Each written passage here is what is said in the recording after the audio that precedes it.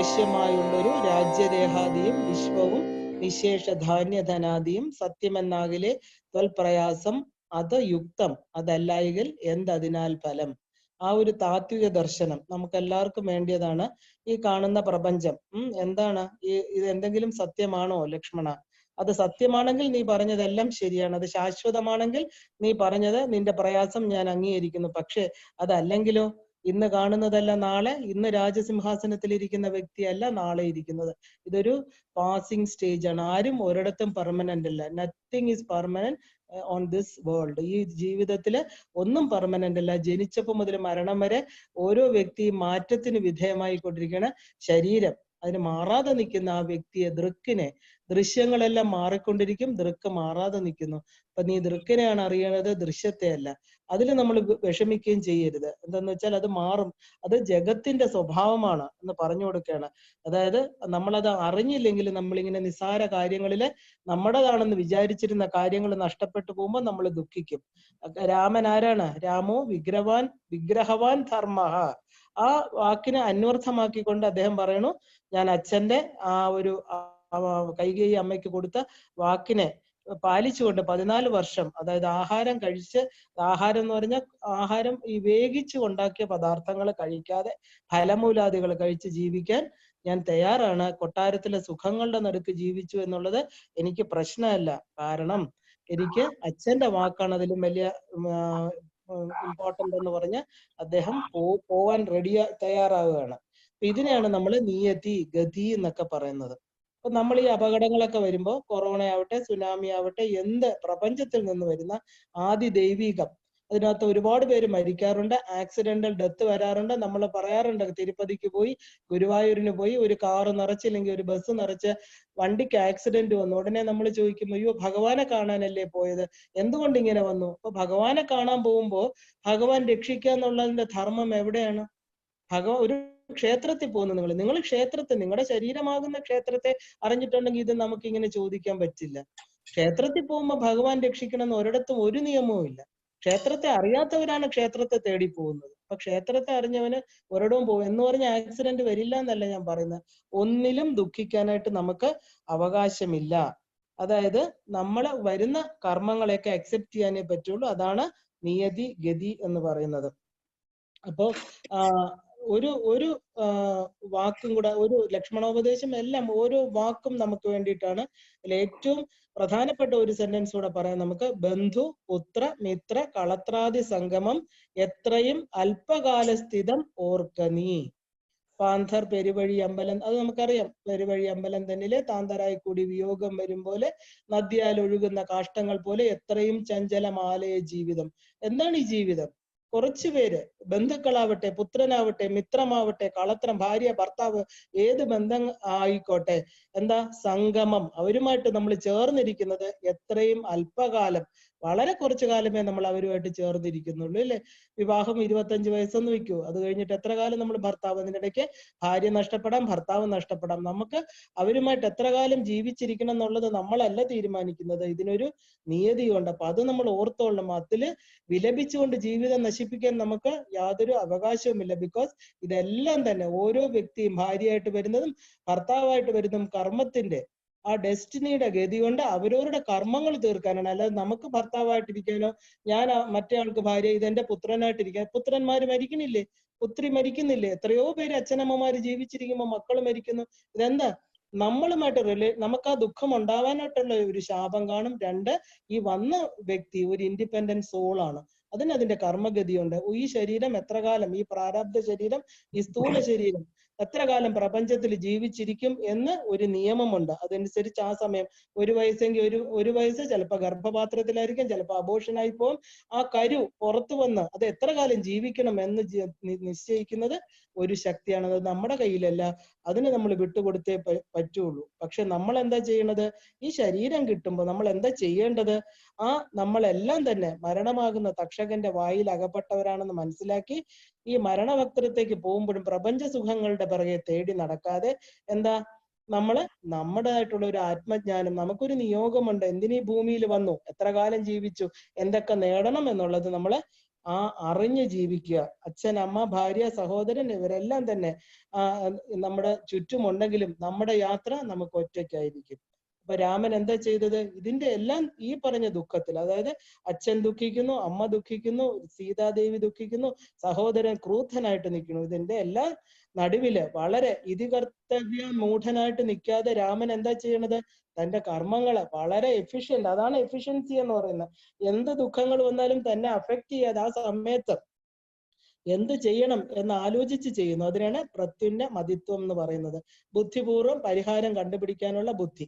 ഓരോരുത്തരും നമ്മൾ ഓരോരുത്തരും അതാണ് നേടേണ്ടത്. അയ്യോ ഓരോന്നിനെയും കുറ്റം പറഞ്ഞ് ഇതെന്തിനു സംഭവിച്ചു, അത് അങ്ങനെ സംഭവിച്ചു, ഇല്ലെങ്കിൽ മൂർച്ഛിച്ചു വീഴുക, ഇതിനൊന്നും നിൽക്കാതെ തന്റെ കർമ്മം നന്നായിട്ട്, ഇതൊക്കെ ഞാൻ ഉണ്ടാക്കിയതല്ല, എന്നാൽ വന്നു ചേർന്നതല്ല എന്ന് വിചാരിച്ച് കർമ്മങ്ങൾ നന്നായിട്ട് ചെയ്തു പോവുക. സാധന മാർഗത്തില് ഇത് നോക്കുകയാണെങ്കിൽ പല തടസ്സങ്ങളും വന്നു ചേരും. അത് നമ്മുടെ സാധനയുടെ സ്വഭാവമാണ്. ബിക്കോസ് ഒരു ഊർധ്വഗതി പോകുന്ന ജീവനെ താഴോട്ട് കൊണ്ടുവരാനായിട്ട് പല രീതിയിൽ തടസ്സങ്ങൾ വന്ന് നമ്മുടെ മുമ്പിൽ നിൽക്കും. നമ്മുടെ ഫ്രണ്ട്സ് ആയിരിക്കാം, റിലേറ്റീവ്സ് ആയിരിക്കാം, സ്വന്തം അച്ഛനമ്മമാരായിരിക്കാം, ഭർത്താവായിരിക്കാം, കുട്ടികളായിരിക്കും, ഇല്ലെങ്കിൽ ഒന്നും വേണ്ട, നമ്മുടെ മനസ്സായിരിക്കാം.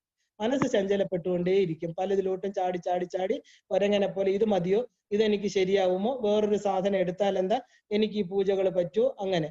ഇതിനകത്ത് ഒരു കാര്യം വളരെ നിശ്ചയിച്ചുറപ്പിക്കേണ്ട കാര്യം, നമ്മള് ഒരു എനിക്ക് ശ്രീവിദ്യാ സമ്പ്രദായത്തെ കുറിച്ച് മാത്രമേ അറിയാവൂ. എനിക്ക് വൈഷ്ണവമോ ഗാണപത്യമോ സൂര്യ ഉപാസനയോ ഒന്നും ഞാൻ ചെയ്തിട്ടില്ല, അറിയില്ല. ശ്രീവിദ്യാ സമ്പ്രദായത്തിലെ ഗുരു പരമതത്വമാണ്. ഗുരു പരമ്പര പറയുന്നതിനപ്പുറം ഒന്നുമില്ല. അത് കണ്ണടച്ച് ഫോളോ ചെയ്യാൻ പറ്റുമെങ്കിൽ മാത്രം നമ്മള് ശ്രീവിദ്യ ഉപാസന സ്വീകരിക്കുക. നമുക്ക് ഒരു ഗുരു എന്ന് പറയുന്നത് എപ്പോഴും നമുക്ക് മന്ത്രം തരാൻ മാത്രമല്ല, നമ്മളെ കുറച്ചു കാലം കൈപിടിച്ച് ആ തലത്തിലേക്ക് കൊണ്ടുപോകാന്നുള്ളതാണ് അവരുടെ ലക്ഷ്യം. അല്ലാതെ അവിടെ വെച്ച് താഴെ ഇടുക യഥാർത്ഥ ഗുരുവിന്റെ ലക്ഷണമല്ല. അപ്പൊ അവിടെ നമുക്ക് ചോദ്യോത്തരങ്ങളൊന്നുമില്ല. കുറച്ചു കാലം ഒരു കുഞ്ഞ് നടക്കുന്നിടം വരെ പിടിച്ചു കൊടുക്കണം, അതിനൊരു സപ്പോർട്ട് കൊടുക്കണം. അതുപോലെ നടന്ന് സ്വന്തമായിട്ട് നിൽക്കാറാവുമ്പോഴത്തേക്ക് അവരെ എന്താ പറയാ, ആ തലത്തിലേക്ക് വിട്ട് ഗുരു അവിടുന്ന് മറയുകയും ചെയ്യും. പിന്നെ അവരുടെ കൂടെ നിൽക്കില്ല, അതിന്റെ ആവശ്യമില്ല എന്നപ്പോ മനസ്സിലാവും. നമ്മൾ 17-18 വയസ്സായ ഒരു കുഞ്ഞിന്റെ കൂടെ ഹോസ്റ്റലിൽ ചെന്ന് അവരുടെ റൂമിൽ താമസിക്കാന്ന് പറഞ്ഞു നോക്കൂ, അവരെന്ത് പറയും? അച്ഛൻ എന്താ വേറെ ജോലിയില്ലേ? അമ്മ എന്താ? പെൺകുട്ടിയായാലും ആൺകുട്ടിയായാലും ഞങ്ങൾ വളർന്നു, ഞങ്ങളുടെ കാര്യം ഞങ്ങൾ നോക്കാൻ അറിയാം, ഇനി ദേവി അത് ഞങ്ങളുടെ കൂടെ വന്ന് നിൽക്കരുതെന്ന് പറയും. ഈ കുഞ്ഞ് 3 വയസ്സിലും 2 വയസ്സിലും എന്താ പറഞ്ഞിരുന്നത്? അമ്മ ഞങ്ങളെ വിട്ടുപോകല്ലേ, അച്ഛാ ഞങ്ങളെ വിട്ടുപോകല്ലേ, നമ്മൾ വിട്ടുപോകുമ്പോ കരയുന്നു, നമ്മുടെ കൈ പിടിക്കുന്നു, നമുക്കും അതുപോലെ. അപ്പൊ എല്ലാത്തിനും അതിൻ്റെതായിട്ട് ഒരു സമയമുണ്ട്. പ്രൊട്ടക്ഷൻ കൊടുക്കേണ്ട സമയത്ത് പ്രൊട്ടക്ഷൻ കൊടുക്കുക, അവർക്ക് വിദ്യാഭ്യാസം കൊടുക്കേണ്ട സമയത്ത് കൊടുക്കുക, ആത്മീയ മൂല്യങ്ങൾ പറഞ്ഞു കൊടുക്കേണ്ട സമയത്ത് പറഞ്ഞു കൊടുക്കുക. അവർ ഇൻഡിപെൻഡന്റ് ആയി എന്ന് കണ്ടാൽ അവരുടെ കൂടെ ചെന്ന് നിൽക്കുന്നത് നമുക്കും അവർക്കും ബുദ്ധിമുട്ടാണ്. എന്ന് വെച്ചാൽ അവർക്ക് അവരുടേതായിട്ടുള്ള ഒരു ലോകമുണ്ട്. അതുപോലെ തന്നെയാണ് സാധനയിൽ. നമുക്കറിയാം ഏത് തലം വരെ, ഓരോരുത്തരുടെയും തലങ്ങൾ വളരെ വളരെ വ്യക്തമായിട്ട് അറിയാം. മന്ത്രം കൊടുക്കുന്ന ഓരോരുത്തർക്ക്, ആ കൊടുക്കുന്ന ഗുരുക്കന്മാർക്ക് അവർ പറയുന്ന പോലെ കൈപിടിച്ചു പോകാൻ. നിങ്ങളിപ്പോ ഇൻഡിപെൻഡന്റ് ആയി എന്ന് പറഞ്ഞു കഴിഞ്ഞാൽ ഒരിക്കലും പിന്നെ അവരുടെ കാര്യങ്ങളിൽ ഇടപെടാൻ വരില്ല. അപ്പൊ ആ സമയത്ത് അവിടെ ചോദ്യോത്തരങ്ങളൊന്നും ഇല്ലാതെ ഒരു സറണ്ടർ മനോഭാവം സ്വീകരിച്ചെങ്കിൽ മാത്രമേ ഉദ്ദേശിക്കുന്ന ലക്ഷ്യം സാധിക്കാൻ പറ്റൂ. ഇല്ലെങ്കിൽ ഈ ജന്മമല്ല 2-3 ജന്മങ്ങൾ എടുക്കേണ്ടി വരും നമ്മുടെ ആ തലത്തിൽ വരണമെങ്കിൽ. അപ്പൊ അതുപോലെ എന്താ, പല സാധനയുടെ ഒരു ലക്ഷ്യത്തിൽ നിന്ന് വ്യതിചലിക്കാതിരിക്കുക എന്നുള്ളതാണ് നമ്മൾ ഈ രാമന്റെ ഈ തത്വത്തിൽ നിന്ന് മനസ്സിലാക്കുന്നത്. അപ്പൊ സീതാദേവിയോട് എന്താ പറയണത് രാമൻ? സീതയോട് പറയണു, കാട്ടിലെ കല്ലുണ്ട്, മുള്ളുണ്ട്, രാക്ഷസന്മാരുണ്ട്, അല്ലയോ സീതെ, നിനക്ക് സീതാദേവിക്കും ലക്ഷ്മണകുമാരനും എന്റെ കൂടെ വരേണ്ട ആവശ്യമില്ല, എന്റെ അടുത്താണ് ആവശ്യപ്പെട്ടിരിക്കുന്നത്. 14 വർഷം നിങ്ങളോട് ആരോടും ഈ പറഞ്ഞ പ്രതിജ്ഞ രാമനെ കാട്ടിലയക്കുക എന്നുള്ളതാണ്. രാമനാണ് ഈ പറഞ്ഞ രാജാവിന്റെ അഭിഷേകം ചെയ്യാൻ പോകുന്ന, രാജ്യഭാരം ഭരതന് കൊടുക്കാനാ പറഞ്ഞിരിക്കുന്നത്. അല്ലാതെ നിങ്ങളോടോ ആരോടും കാട്ടിപ്പോവാനോ ഈ പറഞ്ഞ ആ ഒരു പ്രതിജ്ഞയിൽ നിങ്ങൾ ആരും ഉൾപ്പെടുന്നില്ല, അതുകൊണ്ട് നിങ്ങൾ വരണ്ട എന്ന് പറയുകയാണ്. പക്ഷെ എത്രയൊക്കെ പറഞ്ഞിട്ട് സീതാദേവിയും ലക്ഷ്മണനും വളരെ വളരെ അഡമന്റ് ആയിട്ട് ഞങ്ങൾ വന്നേ പറ്റൂ, ഞങ്ങൾക്ക് പറ്റില്ല, തീരുമാനത്തിൽ നിന്ന് ഒരു ശകലം പോലും അവർ പിന്മാറുന്നില്ല. സീതാദേവി ചോദിക്കുകയാണ് ഭഗവാനോട്, പ്രകൃതി പുരുഷന്മാരായിട്ടുള്ള നമ്മളില് പ്രകൃതിയെ വിട്ട് രാമചന്ദ്രൻ കാനനവാസത്തിന് പോകുമോ? ഒരിക്കലും പിരിയാത്ത അവസ്ഥയാണ് ശിവശക്തികള്, പാർവതി പരമേശ്വരന്മാര്, പ്രകൃതി പുരുഷന്മാര്, അവർക്ക് പിരിഞ്ഞിരിക്കാൻ പറ്റില്ല. സീത പറയണ രാമന് തന്റെ പ്രാണനെ ഉപേക്ഷിക്കാൻ പറ്റും. അപ്പൊ എന്താ നമ്മള് എന്താ പറയുക, ഈ പറഞ്ഞ ശിവശക്തി ഐക്യരൂപിണി, ലളിതാംബിക, ശിവശക്തി സ്വരൂപിണി എന്നൊക്കെ പറയുമ്പോ എന്താ അവര് തമ്മില് ഒരിക്കലും പിരിയാൻ പറ്റാതെ അത്രയ്ക്ക് ചേർന്നിരിക്കുന്നതെന്ന് അർത്ഥം. കൊടുങ്ങല്ലൂർ കുഞ്ഞിക്കുട്ടൻ തമ്പുരാൻ കാളിദാസന്റെ ഈ വാഗർത്ഥാവിവ സംരക്തവും വാഗർത്ഥ പ്രതിപത്തയെ ജഗത പിതരവ് വന്ദേ പാർവതി പരമേശ്വരോ എന്നുള്ളതിന് അദ്ദേഹത്തിന്റെ ഒരു മലയാളത്തിലുള്ള ഒരു തർജ്ജമയുണ്ട്. വാഗർത്ഥതുല്യം പിരിയാതെയുള്ള യോഗത്തോടും ലോകപിതാക്കളായി പേർ കേട്ട ഗൗരി പരമേശ്വരന്മാർക്കായി വാഗർത്ഥബോധം വരുത്തുവാൻ തൊഴുന്നേൻ. അതായത് ദക്ഷയാഗത്തിൽ സതി വേർപിരിഞ്ഞു എന്ന് പറയുന്നുവെങ്കിലും അവർക്കെന്താ അർത്ഥവും വാക്കും പോലെയാണ്. പിരിയാൻ പറ്റില്ല. രാമനും സീതയും ഇതുപോലെയുള്ള പിരിയാത്ത ഒരു അർത്ഥനാരി സങ്കല്പം തന്നെയാണ്. കാട്ടിൽ വെച്ച് സീതയെ എന്താ പറയുക, ഒരു വർഷക്കാലം രാവണൻ കട്ടുകൊണ്ടുപോയി എന്ന് പറയുന്നു. അപ്പോഴെല്ലാം എന്താ അതികഠിനമായിട്ടുള്ള വിയോഗ ദുഃഖം അനുഭവിക്കുന്നുണ്ട് രാമനും സീതയും. ശിവന്റെ വാക്കുകൾ കേൾക്കാതെ ദക്ഷയാഗത്തിനെത്തിയ സതി അച്ഛന്റെ നിന്ദ കേട്ട് സ്വന്തം ശരീരത്തെ ശരീരത്തിൽ നിന്ന് രക്ഷ നേടുകയാണ്. വെച്ചാൽ ആ തന്റെ ഇന്ദ്രിയങ്ങൾ കൊണ്ട്, ചെവി കൊണ്ട് തന്റെ ഭർത്താവായ ശിവനെ കുറിച്ച് നിന്ദാപരമായിട്ട് സംസാരിക്കുന്നത് സ്വന്തം അച്ഛനാണെങ്കിൽ പോലും കേൾക്കാൻ പറ്റാതെ എന്താ ഈ ശരീരം എനിക്കിനി വേണ്ട, അത്ര മലിനമായി പോയി ശിവനെ കുറിച്ച്.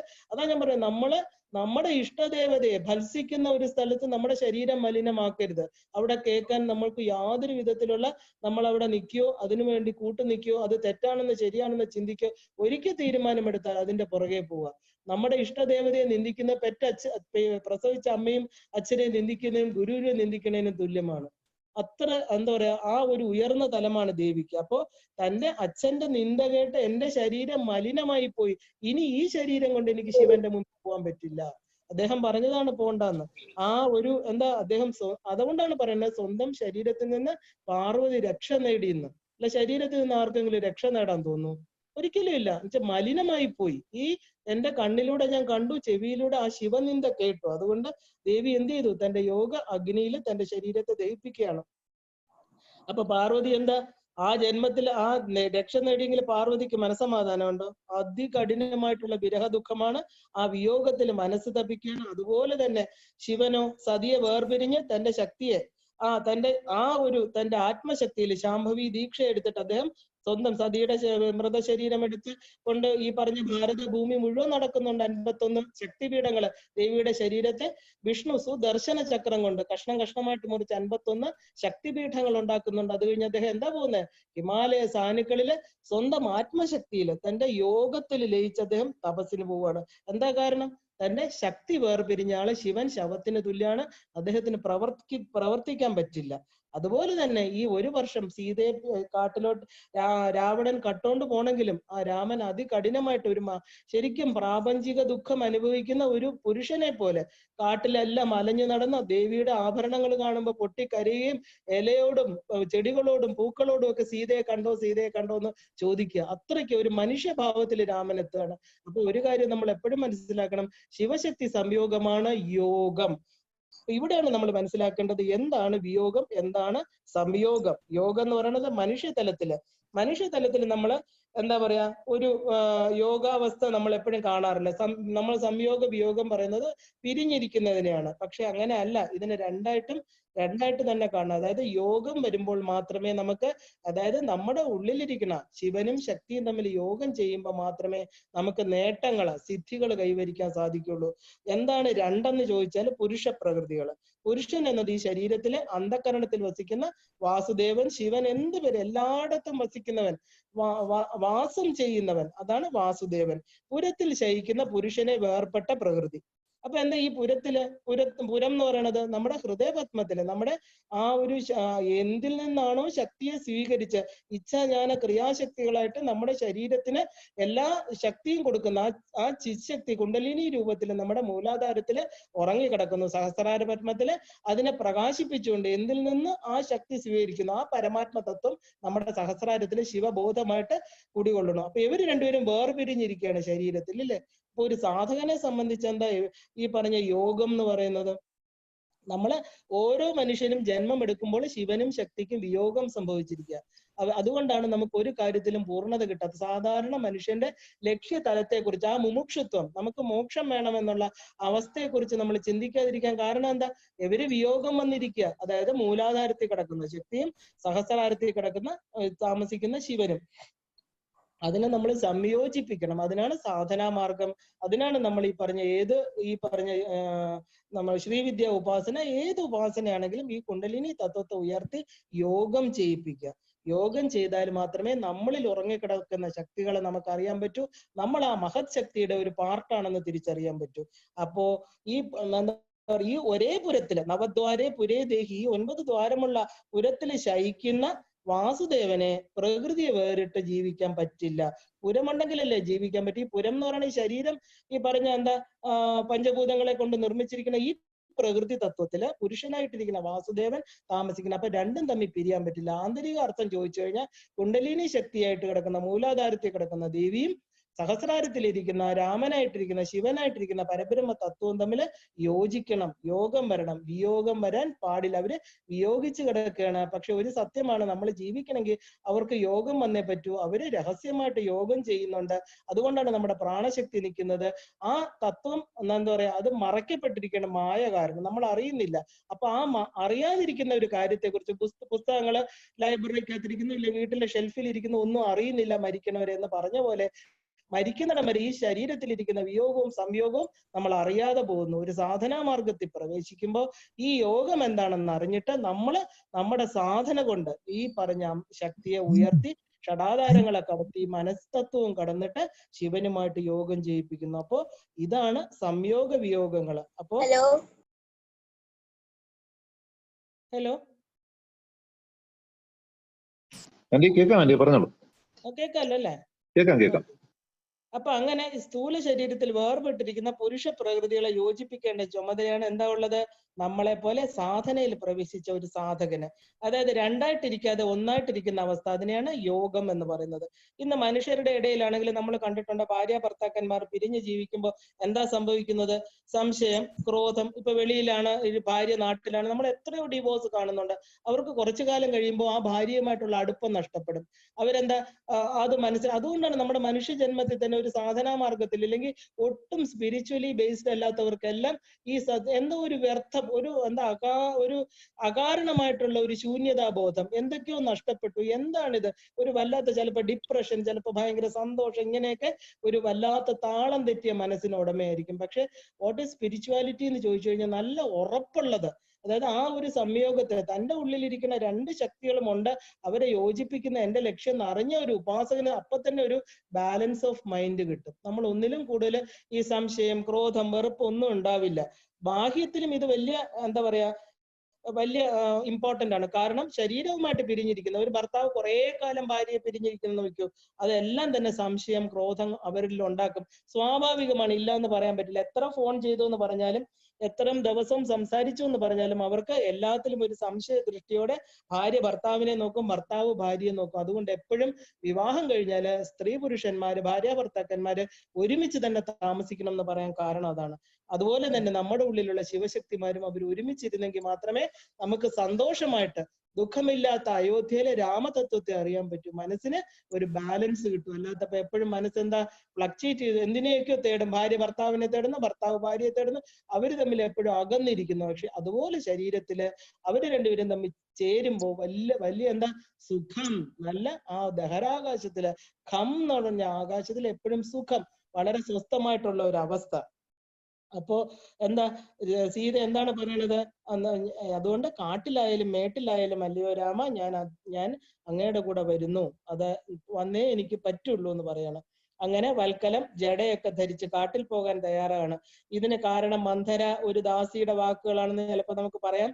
കൈകയുടെ, അതായത് ഭർത്താവിന്റെ ദശരഥന്റെ മേലുള്ള ആധിപത്യമാണെന്ന് പറയാം. പക്ഷെ നമ്മൾ അറിയേണ്ടത് രാമന്റെ അവതാര ലക്ഷ്യം എന്തായിരുന്നു, എന്തിനാണ് രാമാവതാരം ഭൂമിയിൽ ഉണ്ടായത്.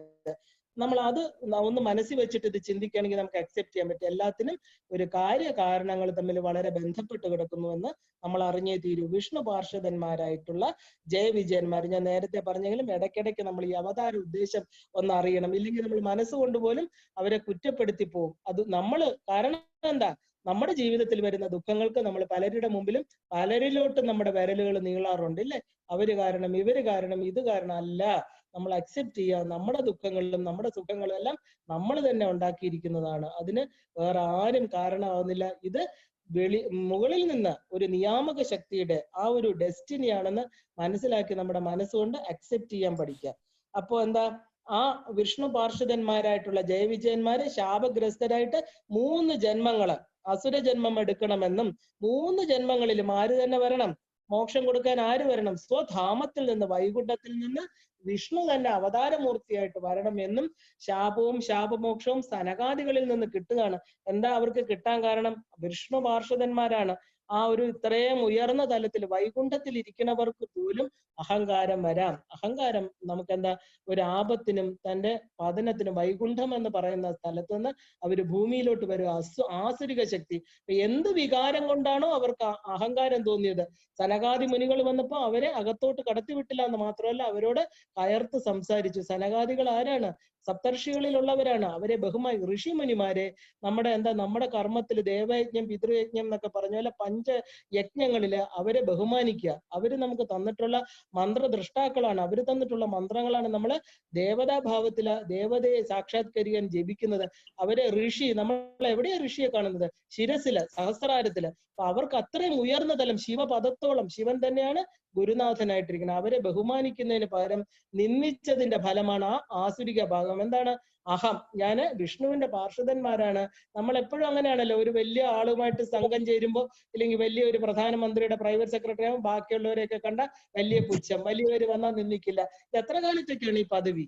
ചിന്തിച്ചു നോക്കൂ. വളരെ അല്പകാലത്തേക്ക്. ഈ പറഞ്ഞ സിംഹാസനത്തിൽ ഇരിക്കുന്ന ആള് പോയി കഴിയുമ്പോൾ ഈ പറഞ്ഞ ആളുകളുടെ പദവിയും പോയി സാധാരണ തലത്തിലെത്തും. അപ്പൊ അങ്ങനെ കുറച്ചു നാളത്തേക്ക് ഒരു പദവിയിൽ ഇരിക്കുന്നവരുടെ കാല് പിടിക്കുക, അവരെ പുകഴ്ത്തുക, അവർക്ക് എന്തെങ്കിലും നേട്ടമുള്ളവർക്ക് വേണം, അല്ല ഒരു സാധകനും അത് ചെയ്യാൻ പാടില്ല. ബിക്കോസ് ഇതൊന്നും ഇതൊക്കെ വളരെ താൽക്കാലികമായിട്ടുള്ള കാര്യങ്ങളാണ്. പക്ഷെ വിഷ്ണുവിനും ഉണ്ട് കാലപ്പഴക്കമുണ്ട്. കാലം കഴിയുമ്പോൾ ഈ വിഷ്ണു രുദ്ര ബ്രഹ്മാക്കന്മാര് പോലും ഈ പ്രപഞ്ചത്തിൽ ഇല്ല. ദേവിയുടെ ആ പ്രളയത്തിൽ ഇവരെല്ലാം തന്റെ വെറും കസേരയുടെ കാലുകളാണ് ഇവരൊക്കെ, ഈ 4 പേര്. അപ്പൊ അവർക്ക് എന്താ ഒരു നിശ്ചയമായിട്ട് ഇത്ര കാലം ജീവിച്ചിരിക്കുന്നുണ്ടോ? ഇല്ല.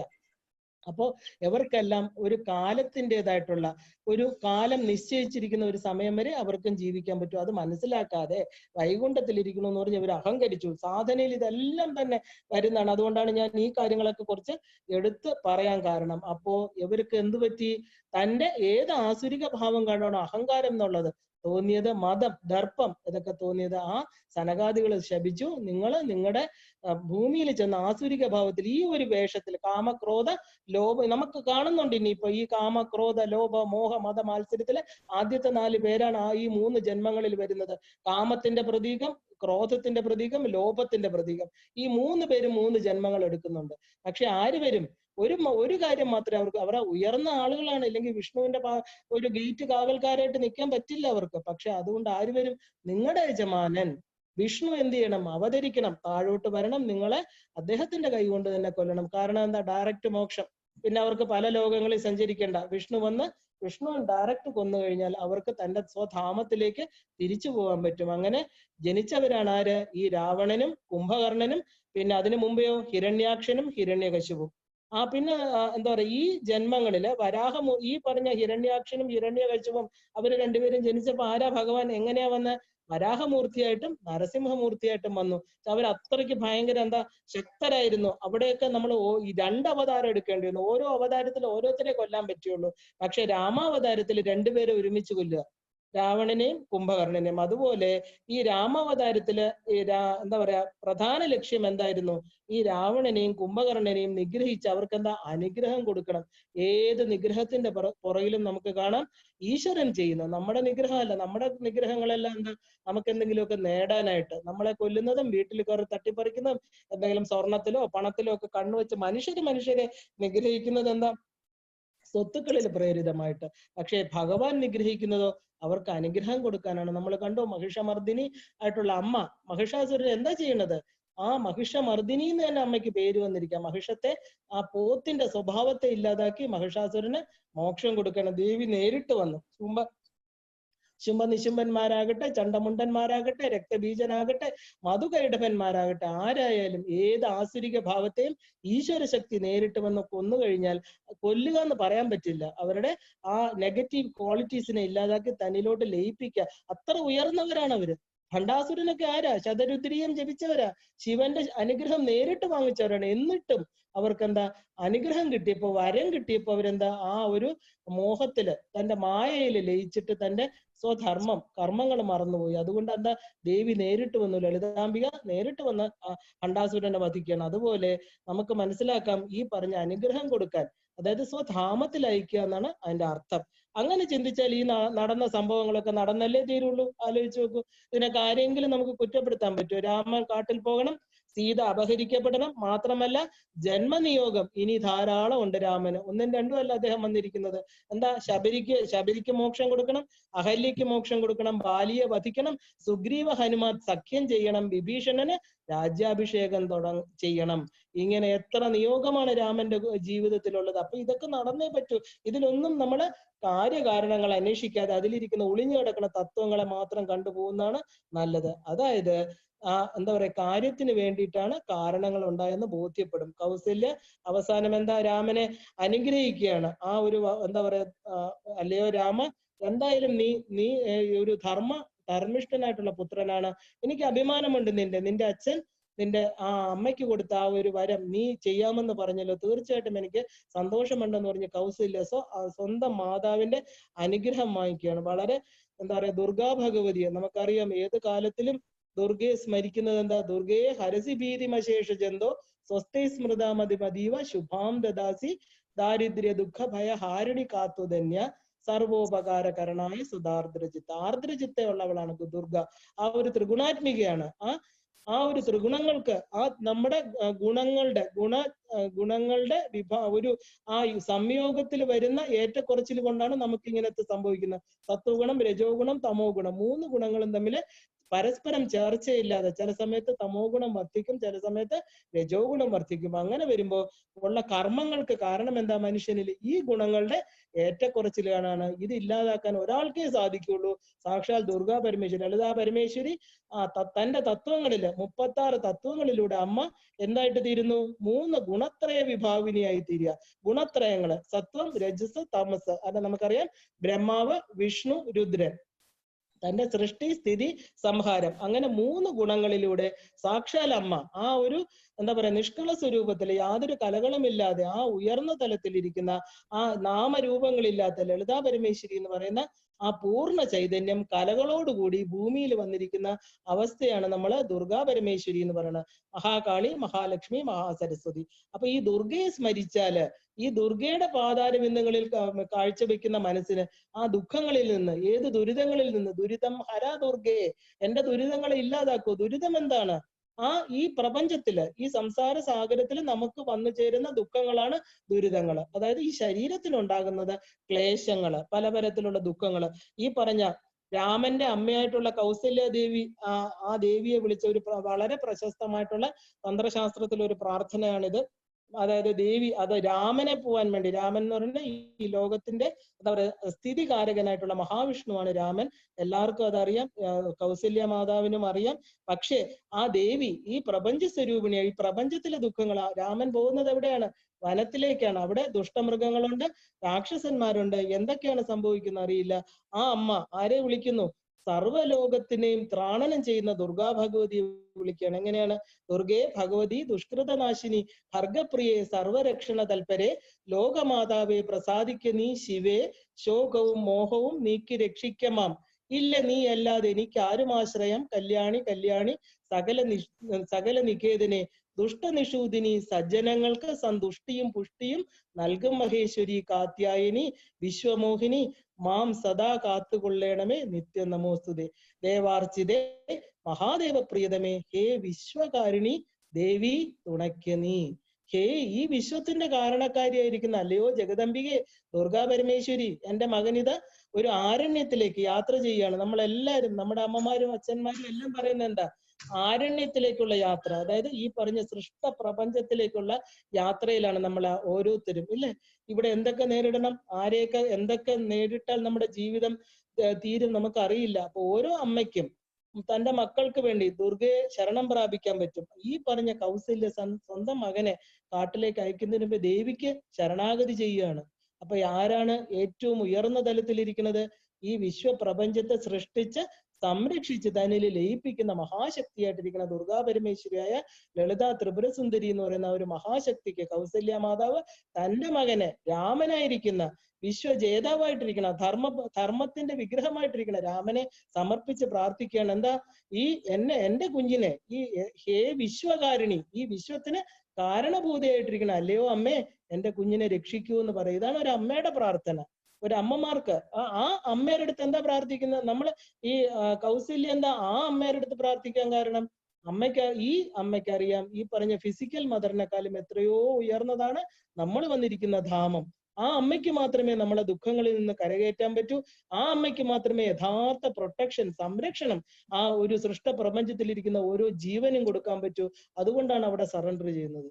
ദുർഗ എന്ന് പറയുമ്പോൾ എന്താ പറയാ, ആ ഒരു വീരത്വം, എല്ലാരെയും സംരക്ഷിക്കുന്ന ഒരു സംരക്ഷണ ഭാവം മാത്രമല്ല. ലളിത എന്ന് പറഞ്ഞ സംരക്ഷണം, സ്നേഹം, കരുണ, അവിടെ ദേഷ്യമൊന്നുമില്ല. ദുർഗയ്ക്ക് ഏത് ഭാവം വേണമെങ്കിലും സ്വീകരിക്കാൻ പറ്റും.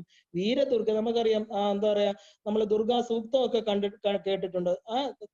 താം അഗ്നിവർണം തപസ്സാ ജ്വലന്തിയും വൈരോചിനിയും കർമ്മഫലേഷു ദുഷ്ടാം ദുർഗാം ദേവി ഗും ശരണം അഹം പ്രപത്തി തരസി തരസേ നമ.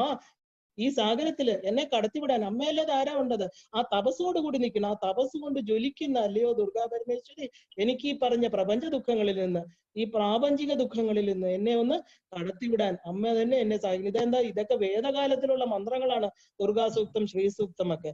അത്രയും ഉയർന്ന ആ ദേവിയുടെ പാദപത്മങ്ങളെ സ്മരിച്ചുകൊണ്ടാണ് പറയുന്നത്, ഈ പറഞ്ഞ കൗസല്യ മകനെ നീ സുഖമായിട്ട് പോയി വരൂ, നീ ധർമ്മത്തിന് കാത്തുരക്ഷിക്കാനാണ് പോകുന്നത്, നിനക്ക് ഒരിക്കലും നിന്റെ ധർമ്മത്തിന് കോട്ടം വരില്ല, നിന്നെ ഈ പ്രപഞ്ച മാതാവായിരിക്കുന്ന ദുർഗാ പരമേശ്വരി കാത്തുകൊള്ളട്ടെ, കാത്തു സംരക്ഷിക്കും. ആ ഉറപ്പ് ഒരമ്മയ്ക്ക് തന്റെ മകനെ, ഈ ദേവി, നമുക്കെല്ലാം ഉറപ്പില്ലാത്ത പ്രശ്നം, കാക്കുമോ ഇല്ലയോ, ചെയ്യുമോ ഇല്ലയോ, അറിയില്ലല്ലോ, നമ്മുടെ അടുത്ത് ഉത്തരം പറഞ്ഞില്ലല്ലോ, ഇതൊക്കെയാണ് നമ്മുടെ മനസ്സ്. അല്ല, ഉറപ്പിക്കണം. ആ ഉറപ്പിച്ച ആ ദൃഢതയിലാണ് എന്താ അനുഗ്രഹം വരുന്നത്. അല്ലാതെ ഈ ആടിക്കൊണ്ടിരിക്കുന്ന മനസ്സിൽ ഒരിക്കലും അനുഗ്രഹം വരില്ല. ആ നിഗ്രഹം എന്തിനാ? നമ്മൾ കണ്ടു, അനുഗ്രഹത്തിനാണ്. അപ്പോ ആ ഒരു അമ്മയുടെ കാലില് തൊട്ട് വന്ദിച്ചിട്ട് രാമൻ യാത്രയാവുകയാണ്. എവിടെ? വനത്തിലേക്ക്. അപ്പോ സുമിത്രയും കാണാൻ പോകുന്നുണ്ട്. അതായത് ഏറ്റവും ഇളയ ആളാണെന്ന് പറഞ്ഞ എന്താ പറയാ, അമ്മയ്ക്ക് തുല്യമാണ്. അപ്പൊ ആ വളരെ വളരെ വിശേഷപ്പെട്ട ഒരു വാക്യം അതാണ് സുമിത്ര പറയുന്നത്. നമുക്കെല്ലാം അറിയാം, രാമം ദശരഥം വിദ്ധി മാം വിദ്ധി ജനകാത്മജ അയോധ്യ മടവീം വിദ്ധി ഗച്ഛതാത യഥാസുഖം. ഇത് മലയാളത്തിൽ വള്ളത്തോൾ എഴുതിയപ്പോൾ എന്താ? ഓർക്ക രാമൻ ദശരഥൻ എന്ന്, അമ്മ എന്നോർക്ക സീതയെ, കാട് അയോധ്യ ഇതെന്നോർക്കുക, പൊയ്ക്കൊള്ളുണ്ണി യഥാസുഖം. ലക്ഷ്മണൻ, അതായത് നിങ്ങൾ എങ്ങനെയാണോ ഈ നമ്മുടെ എന്താ കാഴ്ചപ്പാടനുസരിച്ചായിരിക്കും നിങ്ങളുടെ കർമ്മങ്ങള്, ആ കർമ്മങ്ങൾക്ക് അനുസരിച്ചായിരിക്കും നിങ്ങളുടെ ഫലം കിട്ടുന്നത്. അതുകൊണ്ട് എന്താ ഈ പറഞ്ഞ ഏട്ടനെ എന്തായിട്ട് കാണണം? അച്ഛനായിട്ട് കാണണം. ഏട്ടത്തിയമ്മയെ അമ്മയായിട്ട് കാണുക. കാട് അയോധ്യയായിട്ട് കാണുക. അവിടെ എന്താ ഇങ്ങനെ കണ്ടാൽ ഈ കാഴ്ചപ്പാട്, അതായത് ഒരു സാധകന്റെ കാഴ്ചപ്പാടനുസരിച്ച സാധന, അല്ലാതെ വേറൊരാളുടെ കാഴ്ച, അതാണ് ഡോണ്ട് കമ്പയർ എന്ന് പറയുന്നത്. വേറൊരാളുടെ കാഴ്ചപ്പാട് വേറൊരിതാണ്. അത് നമുക്ക് എന്താ ഗുരുസമക്ഷം മാത്രമേ പ്രകടിപ്പിക്കാൻ പറ്റും. അല്ല, ഞാൻ ഇത് കണ്ടു, എന്റെ സാധനയിൽ എനിക്ക് ഇന്നത് കിട്ടി, ഞാൻ ഇന്നലെ വേറൊരാളുടെ അടുത്ത് കമ്പയർ ചെയ്യുമ്പോൾ പെട്ടെന്നൊന്നും അയ്യോ എനിക്കിത് കിട്ടിയില്ലല്ലോ, ഇതെങ്ങനെ നമ്മൾ കമ്പയർ ചെയ്യാൻ പറ്റുന്നത്? ഇത് നമ്മൾ കൊണ്ടുവന്നിരിക്കുന്ന ജന്മാർജിതമായിട്ടുള്ള, പല ജന്മങ്ങളായിട്ട് ആർജിതമായിട്ടുള്ള പാപ പുണ്യ കർമ്മങ്ങളുടെ ഫലമാ സാധന എന്ന് പറയുന്നത്. അവിടെ ഏറ്റക്കുറച്ചിലുണ്ടാവും. ഒരു വ്യക്തി എങ്ങനെ വേറൊരു വ്യക്തിയായിട്ട് കമ്പയർ ചെയ്യാൻ പറ്റും? എല്ലാവരും യുണീക്കാണ്, ഇൻഡിപെൻഡന്റ് ആണ്. അതുകൊണ്ടാണ് ഞാൻ പറഞ്ഞത് സാധനയുടെ തലങ്ങള് ഒരിക്കലും പരസ്പരം ഡിസ്കസ് ചെയ്ത് ഇത് കിട്ടിയോ അത് കിട്ടിയോ എന്ന് ചോദിക്കാതിരിക്കുക. അതുകൊണ്ട് എന്താ, ഈ കാഴ്ചപ്പാട് നന്നായിട്ട് ആയാൽ മാത്രമേ, നമ്മുടെ കാഴ്ചപ്പാട് എന്ന് പറഞ്ഞാൽ നമ്മുടെ വിഷൻ, നമ്മുടെ വ്യൂ, അത് നന്നായാൽ മാത്രമേ നമുക്ക് സാധനയില് മോളിൽ പോകാൻ പറ്റൂ, ഉയർന്നു പോകാൻ പറ്റൂ. അതുകൊണ്ട് ഈ കാഴ്ചപ്പാടോടുകൂടി നീ കാട്ടിലേക്ക് പോകാന്ന് സുമിത്ര അനുഗ്രഹിക്കുകയാണ്. അപ്പൊ എന്തൊക്കെയാണ്? ലക്ഷ്മണന്റെ ബ്രഹ്മചര്യം, ഊർമിളയുടെ പതിവ്രതത്വം, നാട്ടില് ഈ പറഞ്ഞ, അതായത് ആണ് ശരിക്കും പറഞ്ഞ ലക്ഷ്മണനെ, ഇന്ദ്രജിത്തിനെ, രാവണപുത്രനായ ഇന്ദ്രജിത്തിനെ കൊല്ലുന്ന ലക്ഷ്മണനാണ്. ആരാണ് ഇന്ദ്രജിത്ത് എന്ന് ചോദിച്ചാൽ ഇന്ദ്രിയങ്ങളെ ജയിച്ചവരാണ് ഇന്ദ്രജിത്ത്. ഇന്ദ്രിയങ്ങളെയും മനസ്സിനെയും ജയിച്ച ഇന്ദ്രജിത്ത് ഭയങ്കര വളരെ വളരെ രാവണപുത്രനാണ്, അതിശക്തിമാനാണ്, ഹനുമാനെ പോലും ബന്ധിക്കണുണ്ട് അല്ലെ. അപ്പോ രാമനല്ല ഇന്ദ്രജിത്തിനെ കൊല്ലുന്നത്. കാരണം ആരാ? ഈ ബ്രഹ്മദീക്ഷ, ഈ ബ്രഹ്മചര്യം ദീക്ഷിച്ച ലക്ഷ്മണനാണ് ഈ പറഞ്ഞ ഇന്ദ്രജിത്തിനെ കൊല്ലുന്നത്. കാരണം എന്താ? ഭാര്യ പതിവ്രതയായിട്ട് സദാ തന്റെ ഭർത്താവിന് വേണ്ടി നാട്ടില് പ്രാർത്ഥിച്ചു കൊണ്ടിരിക്കുകയാണ്. എപ്പോഴും അദ്ദേഹത്തിന്റെ ഐശ്വര്യത്തിനും, ഏത് ഭാര്യയാണോ തന്റെ ഭർത്താവിനെ സദാ സ്മരിച്ച് അദ്ദേഹത്തിന് നല്ലത് വരണേ എന്ന് പ്രാർത്ഥിക്കുന്നത്, ആ ഭർത്താവിനെ നോക്കാൻ എന്താ പ്രപഞ്ച ശക്തികൾ ഉണ്ടാവും, ഈശ്വരൻ ഉണ്ടാവും, നമ്മൾ പ്രാർത്ഥിക്കുന്ന നമ്മുടെ കാവൽ ദൈവം, ഇഷ്ടദേവത ഉണ്ടാവും.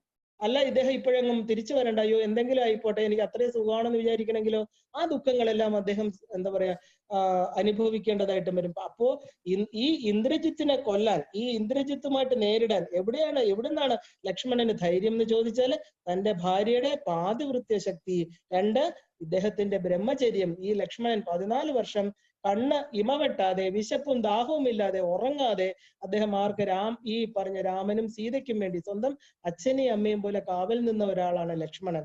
അപ്പോ ഇത് ഇന്ദ്രജിത്തിന് വേറൊരു വരദാനം ഉണ്ടായിരുന്നു. 14 വർഷം ഇങ്ങനെ ഇമ ചിമ്മാതെ ഒരു ബ്രഹ്മചര്യം പാലിക്കുന്ന ഒരാൾക്ക് മാത്രമേ ഇന്ദ്രജിത്തിനെ കൊല്ലാവൂന്ന് അദ്ദേഹത്തിന് നോക്കൂ. വരങ്ങളെല്ലാം ഒരേ പാരലൽ ലൈനിലെ കാര്യങ്ങൾ വരുമ്പോൾ കാരണങ്ങൾ ഉണ്ടാവുന്ന പോലെ വന്നു ചേരുകയാണ്. അപ്പോ ഈ പറഞ്ഞ നമ്മുടെ ഹൈന്ദവ ധർമ്മത്തില് ജ്യേഷ്ഠൻ അച്ഛന് സമനാണ് എപ്പോഴും, ചേട്ടത്തിയമ്മയോ അമ്മയ്ക്ക് സമാനം. അതുകൊണ്ടാണ് അവരുടെ കാല് തൊട്ട് നമ്മൾ വന്ദിക്കുന്നത്. ലക്ഷ്മണൻ ആദ്യ അവസാനം അങ്ങനെയാണ്. അത്രയും പരിപാവനമായിട്ട് മാത്രമേ ആരെ കണ്ടിട്ടുള്ളൂ ഈ ബന്ധത്തെ. ചേട്ടനായിട്ട് അച്ഛനായിട്ട് തന്നെ അദ്ദേഹം കണ്ടത്. ചില സമയത്ത് സീത മാത്രമാണ് ഈ ലക്ഷ്മണന് തെറ്റിദ്ധരിക്കുന്നത്. അതിന്റെ ദുഃഖങ്ങളെല്ലാം തന്നെ സീത ഇത്ര ഉയർന്ന പതിവൃതയായിട്ട് രാമന്റെ കൂടെ ഇരുന്നിട്ട് പോലും സീതയ്ക്ക് ഒരുപാട് ദുഃഖങ്ങൾ വന്നു. എന്തുകൊണ്ടാ? കാഴ്ചപ്പാട് തെറ്റി. ആ കാഴ്ചപ്പാട് തെറ്റിയതിന്റെ ഫലം അനുഭവിച്ചേ തീരുള്ളൂ, ഏത് ജന്മത്തിലാണെങ്കിലും നമ്മൾ ഇനി കാണുന്നുണ്ട്. അപ്പോ ഇന്ന് ഈ ബന്ധങ്ങള് ഈ ഭാരതത്തിൽ എന്താ ഇന്ന് ഭാരതീയർ ഇത്രത്തോളം അധപ്പതിക്കാൻ കാരണം? ഈ ബന്ധങ്ങളെല്ലാം നമ്മൾ കളഞ്ഞു കുളിച്ചു കഴിഞ്ഞു അല്ലെ? അതിന്റെ ദുരന്തങ്ങൾ അനുഭവിക്കുന്നു ഓരോരുത്തർ. ഇന്ന് അച്ഛനമ്മമാർക്ക് മക്കളില്ല, മക്കളോട് സ്നേഹമില്ല, മക്കൾക്ക് അച്ഛനമ്മമാരോട് സ്നേഹമില്ല, ഭാര്യ ഭർത്താക്കന്മാർക്ക് പരസ്പരമില്ല. ഇങ്ങനെ എന്തിന്റെയൊക്കെയോ സുഖത്തിന്റെ പിന്നാലെ എങ്ങനെയൊക്കെയോ ജീവിച്ച് മദ്യത്തിന് പിന്നാലെ, മദിരാക്ഷിയുടെ പിന്നാലെ, സ്വർണത്തിന് പിന്നാലെ, കുടുംബത്തിൽ ബന്ധങ്ങൾക്ക് വാല്യൂ കൊടുക്കാതെ, യാതൊരു സ്പിരിച്വൽ ബേസും ഇല്ലാതെ ഒരു കുട്ടി മുറിയിലിരുന്ന് എന്തൊക്കെയോ TV കാണുന്നു, എന്തൊക്കെയോ ഭക്ഷണം കൊണ്ട് കൊടുക്കുന്നു. ആ ഒരു ജീവിതം, ആ ഒരുമയില്ല, സ്നേഹമില്ല, പരസ്പരം കെട്ടുറപ്പില്ല, ബഹുമാനമില്ല, ഈശ്വരീയത. ഭാരതത്തിന്റെ മുഖമുദ്രയായിരുന്നു സന്ധ്യയ്ക്ക് വിളക്ക് കത്തിക്കുക, നാമം ജപിക്കുക, അച്ഛനമ്മമാരെ ബഹുമാനിക്കുക, അതിഥികളെ ബഹുമാനിക്കുക. ഇതെല്ലാം ഇന്ന് അതിഥികൾ എന്ന് പറയുന്നത് ആരും വീട്ടിൽ പോകാറില്ല, ആരും കഥ തുറക്കാറില്ല. എവിടെയാ ബന്ധങ്ങൾ? എന്താ യാതൊന്നുമില്ലാതെ പരസ്പരം എത്രത്തോളം അകന്നു പോയോ അത്രത്തോളം ദുരന്തങ്ങൾ നമ്മൾ കണ്ടുകൊണ്ടിരിക്കുന്നു. സ്വന്തം അച്ഛനമ്മമാരെ വെട്ടി ചാക്കയിൽ കെട്ടുന്നു, സ്വന്തം മക്കളെ വീട്ടിൽ നിന്ന് പറഞ്ഞയക്കുന്നു, ഒരു അസുഖം പിടിച്ച് വീട്ടിൽ വരുന്ന മകനെ വീട്ടിൽ കയറ്റാതിരിക്കുന്നു. എന്തൊക്കെയാ നമ്മൾ ഭാര്യ ഭർത്തൃ ബന്ധം പിന്നെ പറയേ വേണ്ട. 1 വർഷത്തിനകം തന്നെ ഡിവോഴ്സ് ചെയ്യുന്നു, ഇപ്പൊ കല്യാണമേ വേണ്ട എന്ന് പറയുന്നു, ലിവിങ് ടുഗദർ ആകുന്നു. നമ്മൾ വെസ്റ്റേൺ ആൾക്കാരെ അനുകരിച്ച് നമ്മുടെ ധാർമ്മിക മൂല്യങ്ങളെല്ലാം വിട്ട് ഇനി 5000 വർഷമേ കലി വന്നിട്ടായിട്ടുള്ളൂ. ഇനി ബാക്കിയുള്ള വർഷങ്ങളിൽ എങ്ങനെ ജീവിക്കുമെന്ന് നമ്മൾ തന്നെ ചിന്തിക്കുക.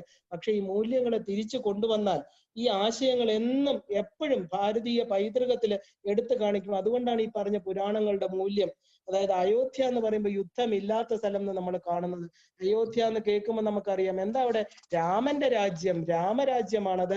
അവിടെ യുദ്ധമില്ല, രഞ്ജിപ്പിക്കുന്നവൻ, രമിപ്പിക്കുന്നവൻ രാമൻ, അദ്ദേഹം ജീവിച്ചിരുന്ന സ്ഥലം. ഇന്ത്യയിൽ അയോധ്യ എന്ന് പറഞ്ഞ എത്ര പേരെ അവിടെ വെട്ടിക്കൊന്നു, എത്ര പേർക്കെന്ന് പ്രശ്നമുണ്ട് ഈ അയോധ്യയെ ചൊല്ലിയിട്ടുള്ള ഒരു തർക്കം.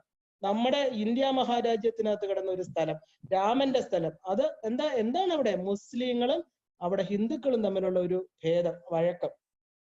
അവിടെയുള്ളവർ ശരിക്കും പറഞ്ഞാൽ സന്തോഷത്തോടെ സ്നേഹത്തോടെ കഴിഞ്ഞു. അവിടെ കടകള്, ഒരു ഹിന്ദുവിന്റെ കട, ഒരു മുസ്ലിമിന്റെ കട, അവർക്ക് പ്രശ്നമില്ല. പക്ഷെ ഈ പറഞ്ഞ അത് എന്താ പറയാ, ആ ഒരു പ്രശ്നത്തെ മുതലെടുത്ത് ഈ ഇന്ത്യയിലെ അന്യ സംസ്ഥാനങ്ങളിലുള്ള കുറെ ഭരണാധികാരി ഭിന്നിപ്പിച്ച് ഭരിച്ച് തന്റെ കസേര നേടുക എന്നുള്ള ലക്ഷ്യത്തോടു കൂടി ഇവിടെ ഈ കേരളത്തിൽ കിടക്കുന്നവർക്ക് എന്താ അയോധ്യയിലെ പ്രശ്നം? ഇവിടെ അടി, വെട്ട്, കുത്ത്, പതാക കത്തിക്കല്, മുസ്ലിം ഹിന്ദുവും കൂടെ അടി, അന്ന് ഹർത്താൽ. എന്താ കാര്യം? അയോധ്യയിൽ അവിടെ സന്തോഷമായിട്ട് ജീവിക്കണം. അപ്പൊ നമ്മൾ മനസ്സിലാക്കണം, ഈ അയോധ്യ എന്ന് പറയുന്നത് ബാഹ്യമായിട്ട് ഒരു രാജ്യമല്ല, ഒരു മനുഷ്യന്റെ ഉള്ളിൽ നിന്ന് ഈ പറഞ്ഞ മൃഗീയ വികാരങ്ങള്, ഈ മതം, ഈ ഒരു മതത്തിന്റെ പേര് പറഞ്ഞ് മനുഷ്യനെ വേർതിരിക്കുന്ന ആ ഒരു വികാരം ഉണ്ടാവണം മനസ്സിലാണ്.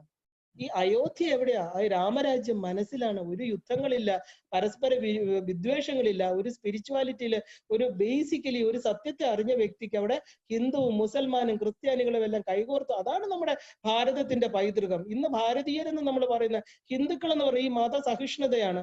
എത്ര രാജ്യക്കാർ ഇവിടെ വന്നു, നമ്മൾ എന്താ അവരോട് കാണിച്ചിട്ടുള്ളത്? എല്ലാവരോടും സ്നേഹത്തിൽ നമ്മൾ ആതിഥേയത്വം കൊടുത്ത് അവരെ ഇവിടെ താമസിപ്പിച്ചു. പക്ഷെ അവരോ ആര് വന്നാലും അവർക്ക് സ്വന്തമായിട്ട് അവർക്ക് കൈക്കലാക്കണം രാജ്യത്ത്. അവര് മണ്ണിനെ സ്നേഹിച്ചു, മനുഷ്യരെ സ്നേഹിച്ചില്ല.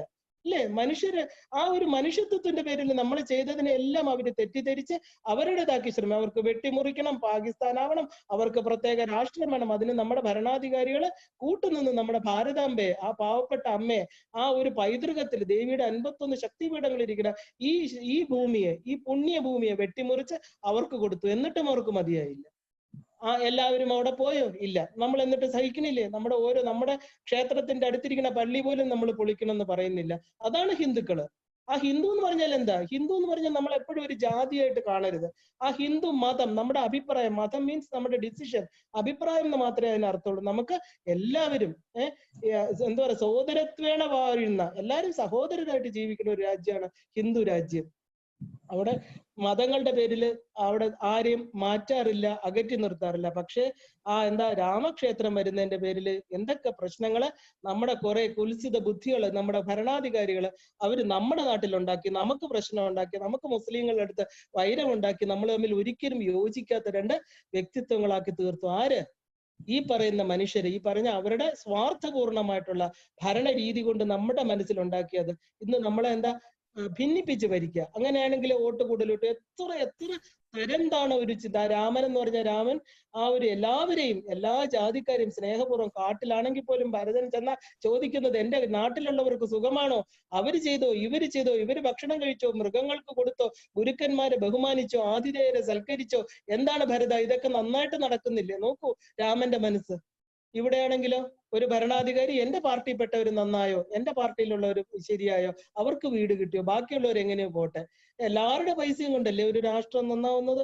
എല്ലാവരോടും ഈ ഭരണാധികാരി എന്ന് പറയുന്നത് ഒരു രാജ്യത്തെ സംബന്ധിച്ച് വളരെ ഉന്നത പദവിയിൽ ഇരിക്കുന്ന അവരുടെ മനസ്സും അവരുടെ പ്രവൃത്തിയും നമ്മളെ ഒരുപാട് ബാധിക്കും. ബിക്കോസ് നമ്മൾ ലിമിറ്റഡ് ആയിട്ടുള്ള മനുഷ്യരാണ്. നമ്മളിവിടെ ജീവിച്ചു പോകുന്നു, എങ്ങനെയെങ്കിലും ജീവിച്ചു പോകാൻ ശ്രമിക്കുന്ന നമ്മളെ നമ്മുടെ മനസ്സിനെ കൂടെ ഇല്ലാതാക്കി മതദ്വേഷം കുത്തിത്തിരികെ ആ ഒരു രാജ്യത്തെ നശിപ്പിക്കുകയാണ് ചെയ്യുന്നത്.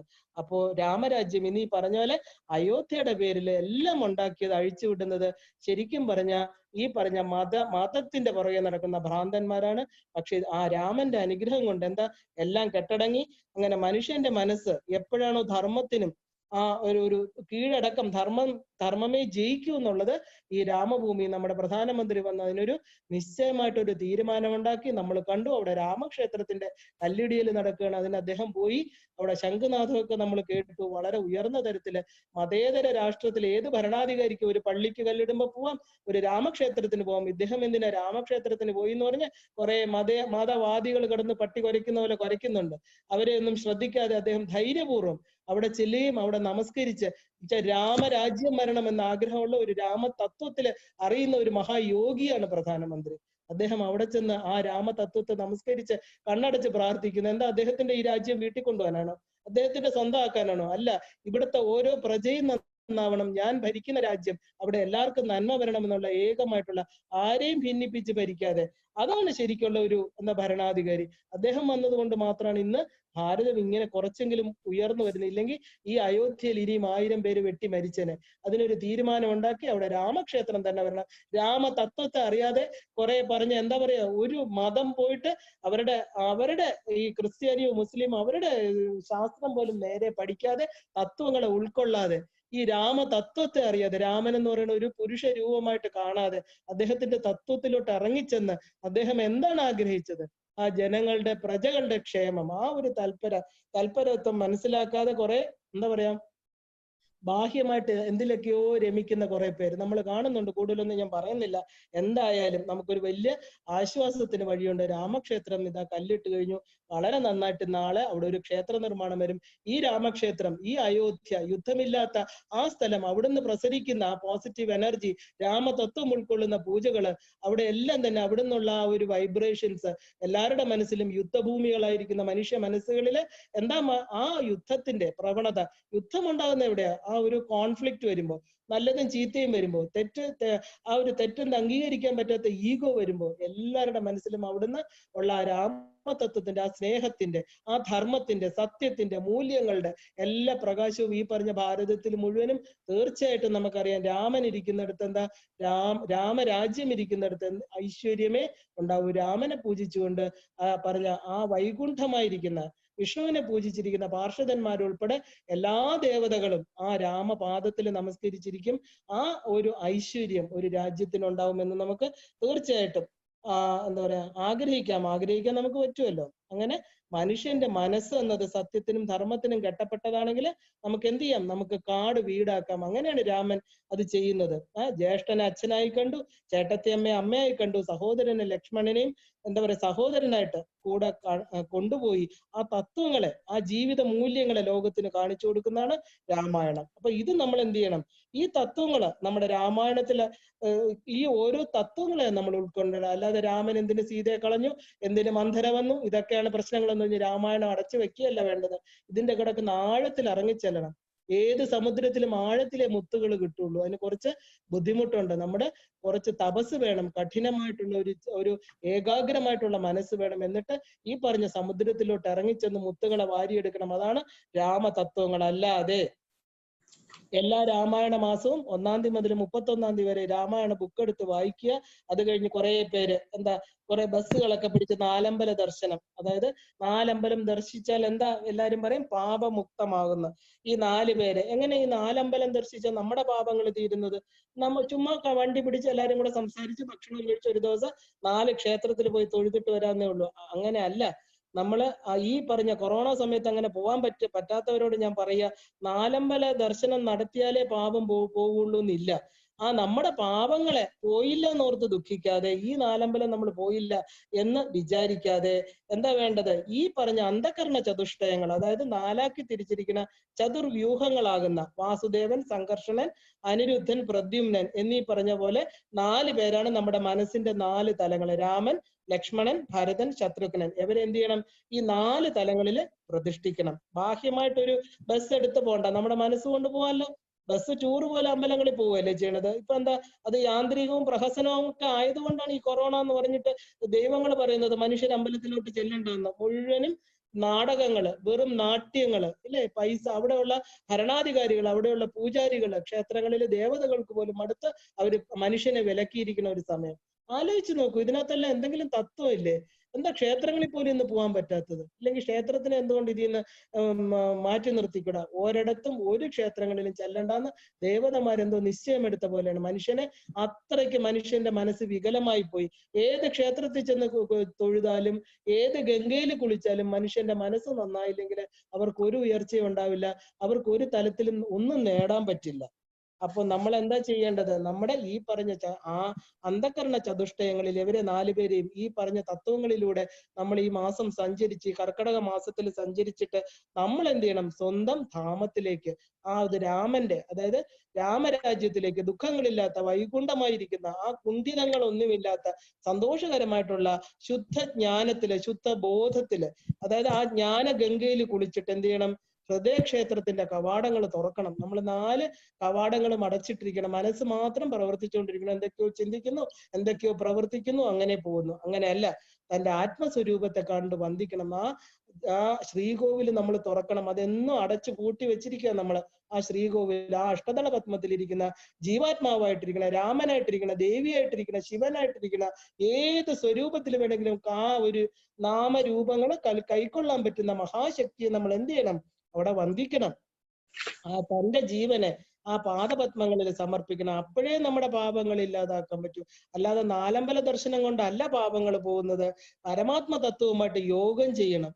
അതിന് കർക്കടക മാസം തന്നെ വേണമെന്നില്ല. എന്താ, 365 ഡേയ്സ് നമുക്ക് തന്നിട്ടുണ്ട് അല്ലെ, 365 ദിവസത്തില് 24x7, 24 മണിക്കൂർ x7 ദിവസം, മൺഡേ ടു ഫ്രൈഡേ അല്ല, സൺഡേ ടു സൺഡേ, എല്ലാ ദിവസങ്ങളിലും എന്താ അതിന് പരിശ്രമിക്കണം. കുറച്ച് സമയം, വളരെ കുറച്ച് സമയം ആയിക്കണം, നമ്മുടെ സാധനയ്ക്ക് വേണ്ടി നമ്മൾ ഉപയോഗിക്കണം.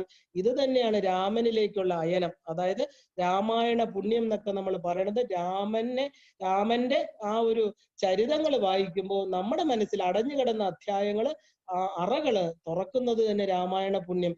അതാണ് രാമനിലേക്കുള്ള അയനം. നമുക്ക് ഓരോരുത്തർക്കും അതല്ലേ നമ്മുടെ ആഗ്രഹം. അതോ ഈ പറഞ്ഞ ബാഹ്യമായിട്ടുള്ള അയനങ്ങളാണോ? അയനം സൂര്യചന്ദ്രന്മാർക്ക് മാത്രമേ അയനമുള്ളൂ. അത് എന്താ പറയുക, പ്രപഞ്ചത്തിൽ നടക്കുന്ന അയനങ്ങളാണ്. ദക്ഷിണായനം, ഉത്തരായനം, സൂര്യൻ, ചന്ദ്രൻ, ഈ പറഞ്ഞ രാത്രി പകല് ഇങ്ങനെ മാറി മാറി വരും. കാലം അതൊരു പ്രവാഹമായിട്ട് തുടരും. മനുഷ്യജന്മങ്ങൾ കുമിള പോലെ, നീർക്കുമിള പോലെ ഉണ്ടായി അസ്തമിച്ച് തിരിച്ച് ജലമായി തീരും. പക്ഷെ നമ്മൾ ഓരോരുത്തരും നമ്മൾ മനസ്സിലാക്കണം, ഈ കുമിളകൾ വീണ്ടും വരും, വീണ്ടും അസ്തമിക്കും. ഇങ്ങനെ ജനന മരണ ചക്രങ്ങൾ അനസ്യൂതം തുടർന്നുകൊണ്ടേയിരിക്കും. കാലപ്രവാഹം എപ്പോഴും നിലയ്ക്കും നമുക്കറിയില്ല. ഓരോ യുഗങ്ങളുടെ കണക്കൊക്കെ കേട്ടാൽ നമ്മുടെ ബുദ്ധിയിൽ പോലും നിൽക്കില്ല. അത്രത്തോളം ഉണ്ട് കാലത്തിന്റെ പ്രവാഹം. അപ്പോ ഈ നശ്വരമായിട്ടുള്ള ഈ മനുഷ്യ ജന്മത്തില് ഈ പറഞ്ഞ എത്രയോ വലിയ കാര്യങ്ങൾ നമുക്ക് നേടാൻ പറ്റും. അപ്പൊ ഈ ശരീരം ഇന്നല്ലെങ്കിൽ നാളെ വീണു പോകും, അത് ഉറപ്പാണ്. അപ്പൊ ഇരുന്ന് നേടേണ്ടത് നേടിക്കഴിഞ്ഞാൽ നമുക്ക് ഒരു നാലമ്പലവും വേണ്ട, ഒരു ഗംഗാ സ്നാനവും വേണ്ട, ഒരു വിശ്വനാഥ ദർശനവും വേണ്ട, ഒരു ശബരിമലയിലെ അയ്യപ്പനെയും കാണണ്ട. ഇവരെല്ലാം ഒരു തത്വത്തിന്റെ, ഒരു സത്യത്തിന്റെ വിവിധ മുഖങ്ങളായിട്ട് നമുക്ക് വേണ്ടിയിട്ട് അവർ അവതരിച്ചു വന്നിരിക്കുകയാണ്. അവർ പല രൂപങ്ങൾ എടുക്കുകയാണ്. ഇതിലെല്ലാം ബേസ് ആയിട്ടുള്ള ഏകമായിട്ടിരിക്കുന്ന മഹാശക്തിയിൽ സറണ്ടർ ചെയ്ത്, ടോട്ടലായിട്ട് സറണ്ടർ ചെയ്തിട്ട് എന്ത് ചെയ്യണം? ഈ കർക്കടക മാസമല്ല, ഈ പറഞ്ഞ 12 മാസവും നമ്മൾ ആ പുണ്യം നേടണം. പുണ്യം എന്ന് പറഞ്ഞാൽ ഈശ്വരനുമായിട്ട് അടുക്കുന്നത്, പാപം ഈശ്വരനുമായിട്ട് അകലുന്നത്. ഇത് രണ്ടേ ഉള്ളൂ പുണ്യപാപങ്ങള്. ആ കർമ്മം, നമ്മൾ എല്ലാ കർമ്മങ്ങളും ഇത് അടുക്കുമ്പോൾ നമുക്ക് എന്താ, നമ്മുടെ കർമ്മങ്ങൾ ശുദ്ധമാക്കാൻ പറ്റും. അധർമ്മം നമ്മളിൽ ബാധിക്കില്ല. ഈ തെറ്റ് ചെയ്തു എന്നുള്ള ദുഃഖങ്ങളില്ല. നമ്മൾ തെറ്റ് ചെയ്യാൻ നമ്മളെ പ്രേരിപ്പിക്കുമ്പോൾ ഉള്ളിലിരിക്കുന്ന പരമാത്മ ചൈതന്യവും ജീവാത്മ ചൈതന്യവും ചേർന്ന ആ ഒരു മഹാശക്തിയായിട്ടിരിക്കുന്ന ജീവാത്മാവ് നമ്മളെ വിലക്കും, അരുതാ, ഇത് ചെയ്യരുത്, ഇത് തെറ്റാണ്. ആ ഒരു കോൺഷ്യസ് തലത്തില് ആ ഒരു നമ്മളെ നിയന്ത്രിക്കുന്ന ശക്തിയുമായിട്ട് നമുക്ക് സംവദിക്കാൻ പറ്റും. അപ്പൊ നമ്മുടെ ജീവിതം എന്താ, എല്ലാം സുഖകമായിട്ട്, തെറ്റ് ചെയ്യില്ല, ആ സുഖത്തെക്കുറിച്ചുള്ള എന്താ പറയാ ആർത്തിയില്ല, ദുഃഖങ്ങൾ വിഴുങ്ങുമോന്നില്ല. എപ്പോഴും താങ്ങായിട്ട് തണലായിട്ട് കൈ കോർത്ത് പിടിച്ച് നടക്കുന്ന, അല്ലെങ്കിൽ ചേർത്ത് പിടിക്കുന്ന ഒരു മഹാശക്തി, ഒരു പുണ്യ ചൈതന്യം. ആ ചൈതന്യമായിട്ട്, അതുകൊണ്ട് പുണ്യമാസം എന്ന് പറയുന്നത്. ആ പുണ്യത്തെ കൈക്കൊള്ളണമെങ്കിൽ എന്ത് ചെയ്യണം? ഈ പറഞ്ഞ ആ ബാഹ്യമായിട്ട് നിന്നാ പറ്റില്ല. ഏത് കാര്യവും അക്ഷരസ്വരൂപിണിയായിട്ടിരിക്കണം. അമ്മയെ കയ്യിൽ കൊണ്ട് നടന്നാൻ പറ്റില്ല, തലയ്ക്ക് വെക്കാൻ പറ്റില്ല. എന്താ പറയാ, ദേവി മഹാത്മ്യോ ലളിതാ സഹസ്രനാമോ കിടക്കണ കട്ടിലിൽ കൊണ്ടുവച്ചിട്ടോ നമ്മൾ ഇരിക്കുന്ന സ്ഥലത്ത് വെച്ചിട്ടുണ്ടോ ഭയമില്ലാതെ കയ്യിൽ പിടിച്ച് ചേർത്ത് പിടിച്ചോണ്ട കാര്യമില്ല.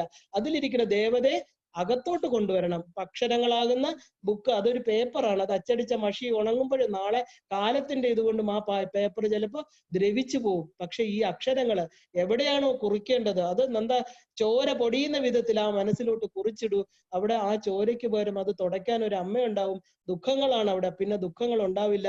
എപ്പോഴും ഒരു സുഗന്ധം, ഒരു എന്താ പറയാ, ആ ഒരു ദിവ്യ ഗന്ധം അമ്മയുടെ എപ്പോഴും പൂജാമുറിക്കകത്ത് കയറുന്ന പോലെ, അതിനകത്ത് കയറുമ്പോൾ ഉള്ള ആ ഒരു സുഗന്ധം, ആ ഒരു മനസ്സിന്റെ സമാധാനം, സുഖം നമുക്ക് എല്ലാ ദിവസവും അനുഭവിക്കാനും ഉറക്കത്തിൽ ആ അമ്മയുടെ കൂടെ ഇരിക്കാനും നമുക്ക് പറ്റും. അതാണ് സാധകന്റെ ലക്ഷ്യം. ഈ രാമായണത്തില് ഇതുവരെ ഈ രാമൻ ഇനി എന്താ, രാമൻ എവിടെ പോകുന്നു? രാമൻ സുഖങ്ങളെല്ലാം ഉപേക്ഷിച്ച് തന്റെ ധർമ്മ പരിപാലനത്തിനായിട്ട് കാട്ടിലേക്ക് പോവുകയാണ്. ആ എന്താ പാവം വളരെ നല്ല രീതിയിൽ ജീവിച്ച രാമൻ എന്താ വളരെ ദൃഢപ്രതിഷ്ഠ ചെയ്യാണ് തന്റെ അച്ഛന്റെ. നമ്മളും അതുപോലെയാണ്. ഒരു സാധനാ മാർഗത്തിൽ കയറുമ്പോൾ ഒരു ദൃഢപ്രതിജ്ഞ ചെയ്തുകൊണ്ട് വേണം സാധനയിൽ കയറാൻ. എന്തും വന്നോട്ടെ, കല്ല് മുള്ള കാട്ടുമൃഗങ്ങള് രാക്ഷസന്മാരെല്ലാരും വരും. പക്ഷെ എന്താ, എന്റെ ആ ഉത്തിഷ്ഠത, ജാഗ്രത, പ്രാപ്യവരാ നിബോധത, അത് പ്രാപിച്ചതിന് ശേഷം, അത് കൈക്കുള്ളിലാക്കിയതിന് ശേഷം ഞാൻ ഇനി ഉറങ്ങുള്ളൂ. അത് എന്ത് കിട്ടിയാ സുഖമായിട്ട് ഉറങ്ങാൻ പറ്റുമോ അത് എനിക്ക് നേടിയെടുക്കണം എന്ന് വിചാരിച്ച് നമ്മൾ ഓരോരുത്തരും പോണം. നമ്മൾ ഇനി അടുത്ത സെക്ഷൻ രാമായണം, അടുത്തത് നമുക്കറിയാം അടുത്ത ഒരു വഴിത്തിരിവിലിട്ട് ഓരോ ഖണ്ഡങ്ങൾ തന്നെ ഓരോ വഴിത്തിരിവുകളാണ്. രാമൻ എവിടേക്ക് പോകുന്നു? രാമൻ കാട്ടിലേക്ക് പോകുന്നു. ആരുടെ കൂടെ? ആരൊക്കെ കൂടെ? സീതാസമേതനായിട്ട്, ലക്ഷ്മണ സമേതനായിട്ട് അദ്ദേഹം എന്താ പറയാ വൽക്കലം ധരിച്ച് ജടാധാരിയായിട്ട് അമ്പും വില്ലുമേറ്റ് സീതയോടുകൂടി ലക്ഷ്മണകുമാരനോടുകൂടി അദ്ദേഹം കാട്ടിലേക്ക് യാത്ര ചെയ്യുകയാണ്. അപ്പോ വിഷ്ണു സഹസ്രനാമം ജപിച്ച് അവസാനം എത്തുമ്പോൾ നമ്മൾ ശ്രീ പരമേശ്വരൻ പാർവതിയോട് പറയുന്നു, ശ്രീ രാമരാമേതി രമേ രാമേ മനോരമേ സഹസ്രനാമ തത്തുല്യം രാമനാമ വരാനനെ. ഇത്ര മഹത്വമുള്ളതാണ് രാമനാമം, ഈ രാമശബ്ദം. അപ്പൊ പാർവതി എടുത്ത് പറയണു, ഈ പറഞ്ഞ സഹസ്രനാമത്തിന് തുല്യമാണ് ഒരു രാമശബ്ദം. അങ്ങനെ വളരെ ചെറുപ്പം മുതൽ നമ്മള് ഈ രാമായണത്തിൽ കണ്ടുവരുന്നത് വളരെ ചെറുപ്പം മുതൽ തന്നെ സത്യവും ധർമ്മവും മുറുകെ പിടിച്ച് മുന്നോട്ട് പോകുന്ന രാമന് ജീവിതത്തിന്റെ വഴിത്തിരിവുകൾ നേരിട്ടിട്ടും അദ്ദേഹം എന്താ രാജ്യാഭിഷേകം നിശ്ചയിച്ചതിന്റെ തലേ ദിവസം സംഭവിച്ച എന്താ? വിച്ഛിന്നാഭിഷേകം. അദ്ദേഹത്തിന്റെ ആ ഒരു രാമൻ ഇരിക്കേണ്ട കസേര ഭരതനായി. പക്ഷേ വിധി വൈപരീത്യം എന്ന് പറഞ്ഞ ഇതിനെ പറയാൻ പറ്റില്ല. കാരണം ഇത് പ്രകൃതിയുടെ നിയോഗമാണ്, അഥവാ വിധിയാണ്. നമ്മളത് ഈ വിധിയെ കുറ്റം പറയാതെ, മന്ധരയെ കുറ്റം പറയാതെ, കൈകേയിയെ പറയാതെ, രാമന്റെ വാക്കുകൾ തന്നെ പറയണു, ആരും കുറ്റക്കാരൻ. രാമൻ പറയണു ആരും കുറ്റക്കാരല്ല, ഇതെല്ലാം വാസ്തവത്തിൽ ചില കരുക്കളാണ്. കരുക്കൾ എന്ന് പറഞ്ഞാൽ എന്താ? ഓരോ കാര്യങ്ങൾ സംഭവിക്കാനായിട്ടുള്ള ഓരോ എന്താ പറയാ റീസൺ. ഒരു കരുക്കൾ എന്ന് പറഞ്ഞാൽ റീസൺ ഉണ്ടാവുന്നു. അതാണ് സംഭവിച്ചിരിക്കുന്നത്. നമ്മുടെ ജീവിതത്തിലും ഇതുപോലെ പല വ്യക്തി ബന്ധങ്ങളും, അതായത് വ്യക്തികളും എന്താ പറയാ ബന്ധങ്ങൾ നമുക്ക് വഴിത്തിരിവുണ്ടാക്കും, ഇല്ലേ? നമ്മൾ ചിലപ്പോൾ കാണാത്തവരെ കാണും, നമ്മുടെ ജീവിതത്തിൽ വിഷമിച്ചിരിക്കുമ്പോൾ നമ്മളെ സഹായിക്കാൻ ആളുകൾ വരും.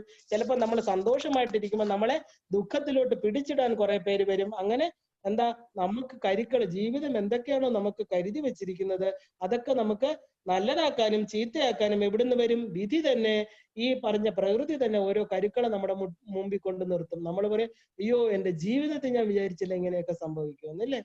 നമ്മൾ തന്നെ പറയും, എത്രയോ ജീവിതങ്ങളിൽ ഇങ്ങനെ സംഭവിച്ചിരിക്കും. നമ്മൾ കാണാത്തവരെ കാണും, എന്താ പറയാ ആ ചീത്ത സംയോഗം വരുമ്പോൾ അവരുമായിട്ട് പെട്ടെന്ന് അടുക്കും, അവര് നമ്മളെ കൊണ്ടുവന്ന് കുഴിച്ചാടും, അവരുടെ പേരിലുള്ള കേസൊക്കെ നമ്മളെ നിലയിലാവും, നമ്മൾ അറിയാത്തതിലിരുന്ന് കണ്ണുനീര് വാർക്കും.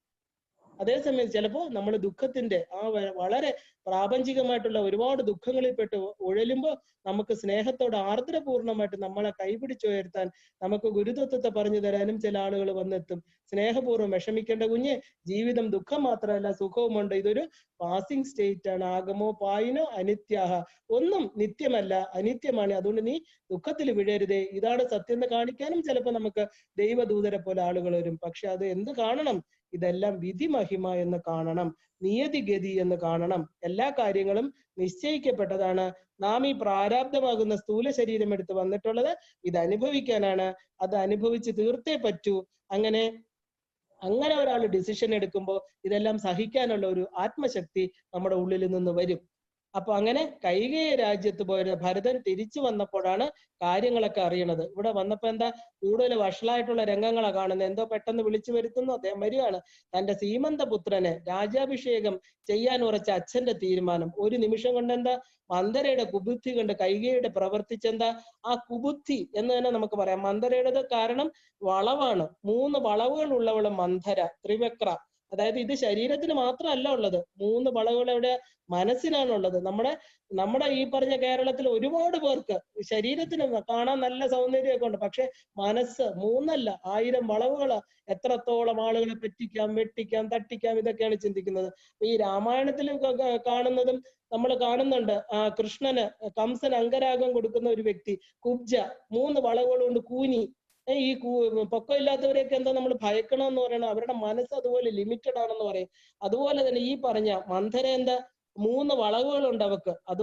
അതിനെയാണ് ത്രിവക്ര എന്ന് പറയുന്നത്. അവർ രാമായണത്തിൽ മാത്രമല്ല ഇന്ന് നമ്മുടെ ഇടയിലുണ്ട്, ഇല്ലേ? നമ്മുടെ കൂടെ ഒന്ന് പറയും, നമ്മൾ പറഞ്ഞിട്ടുള്ള കാര്യങ്ങളെ വളച്ചൊടിച്ച് മറ്റേയാളോട് പറയും.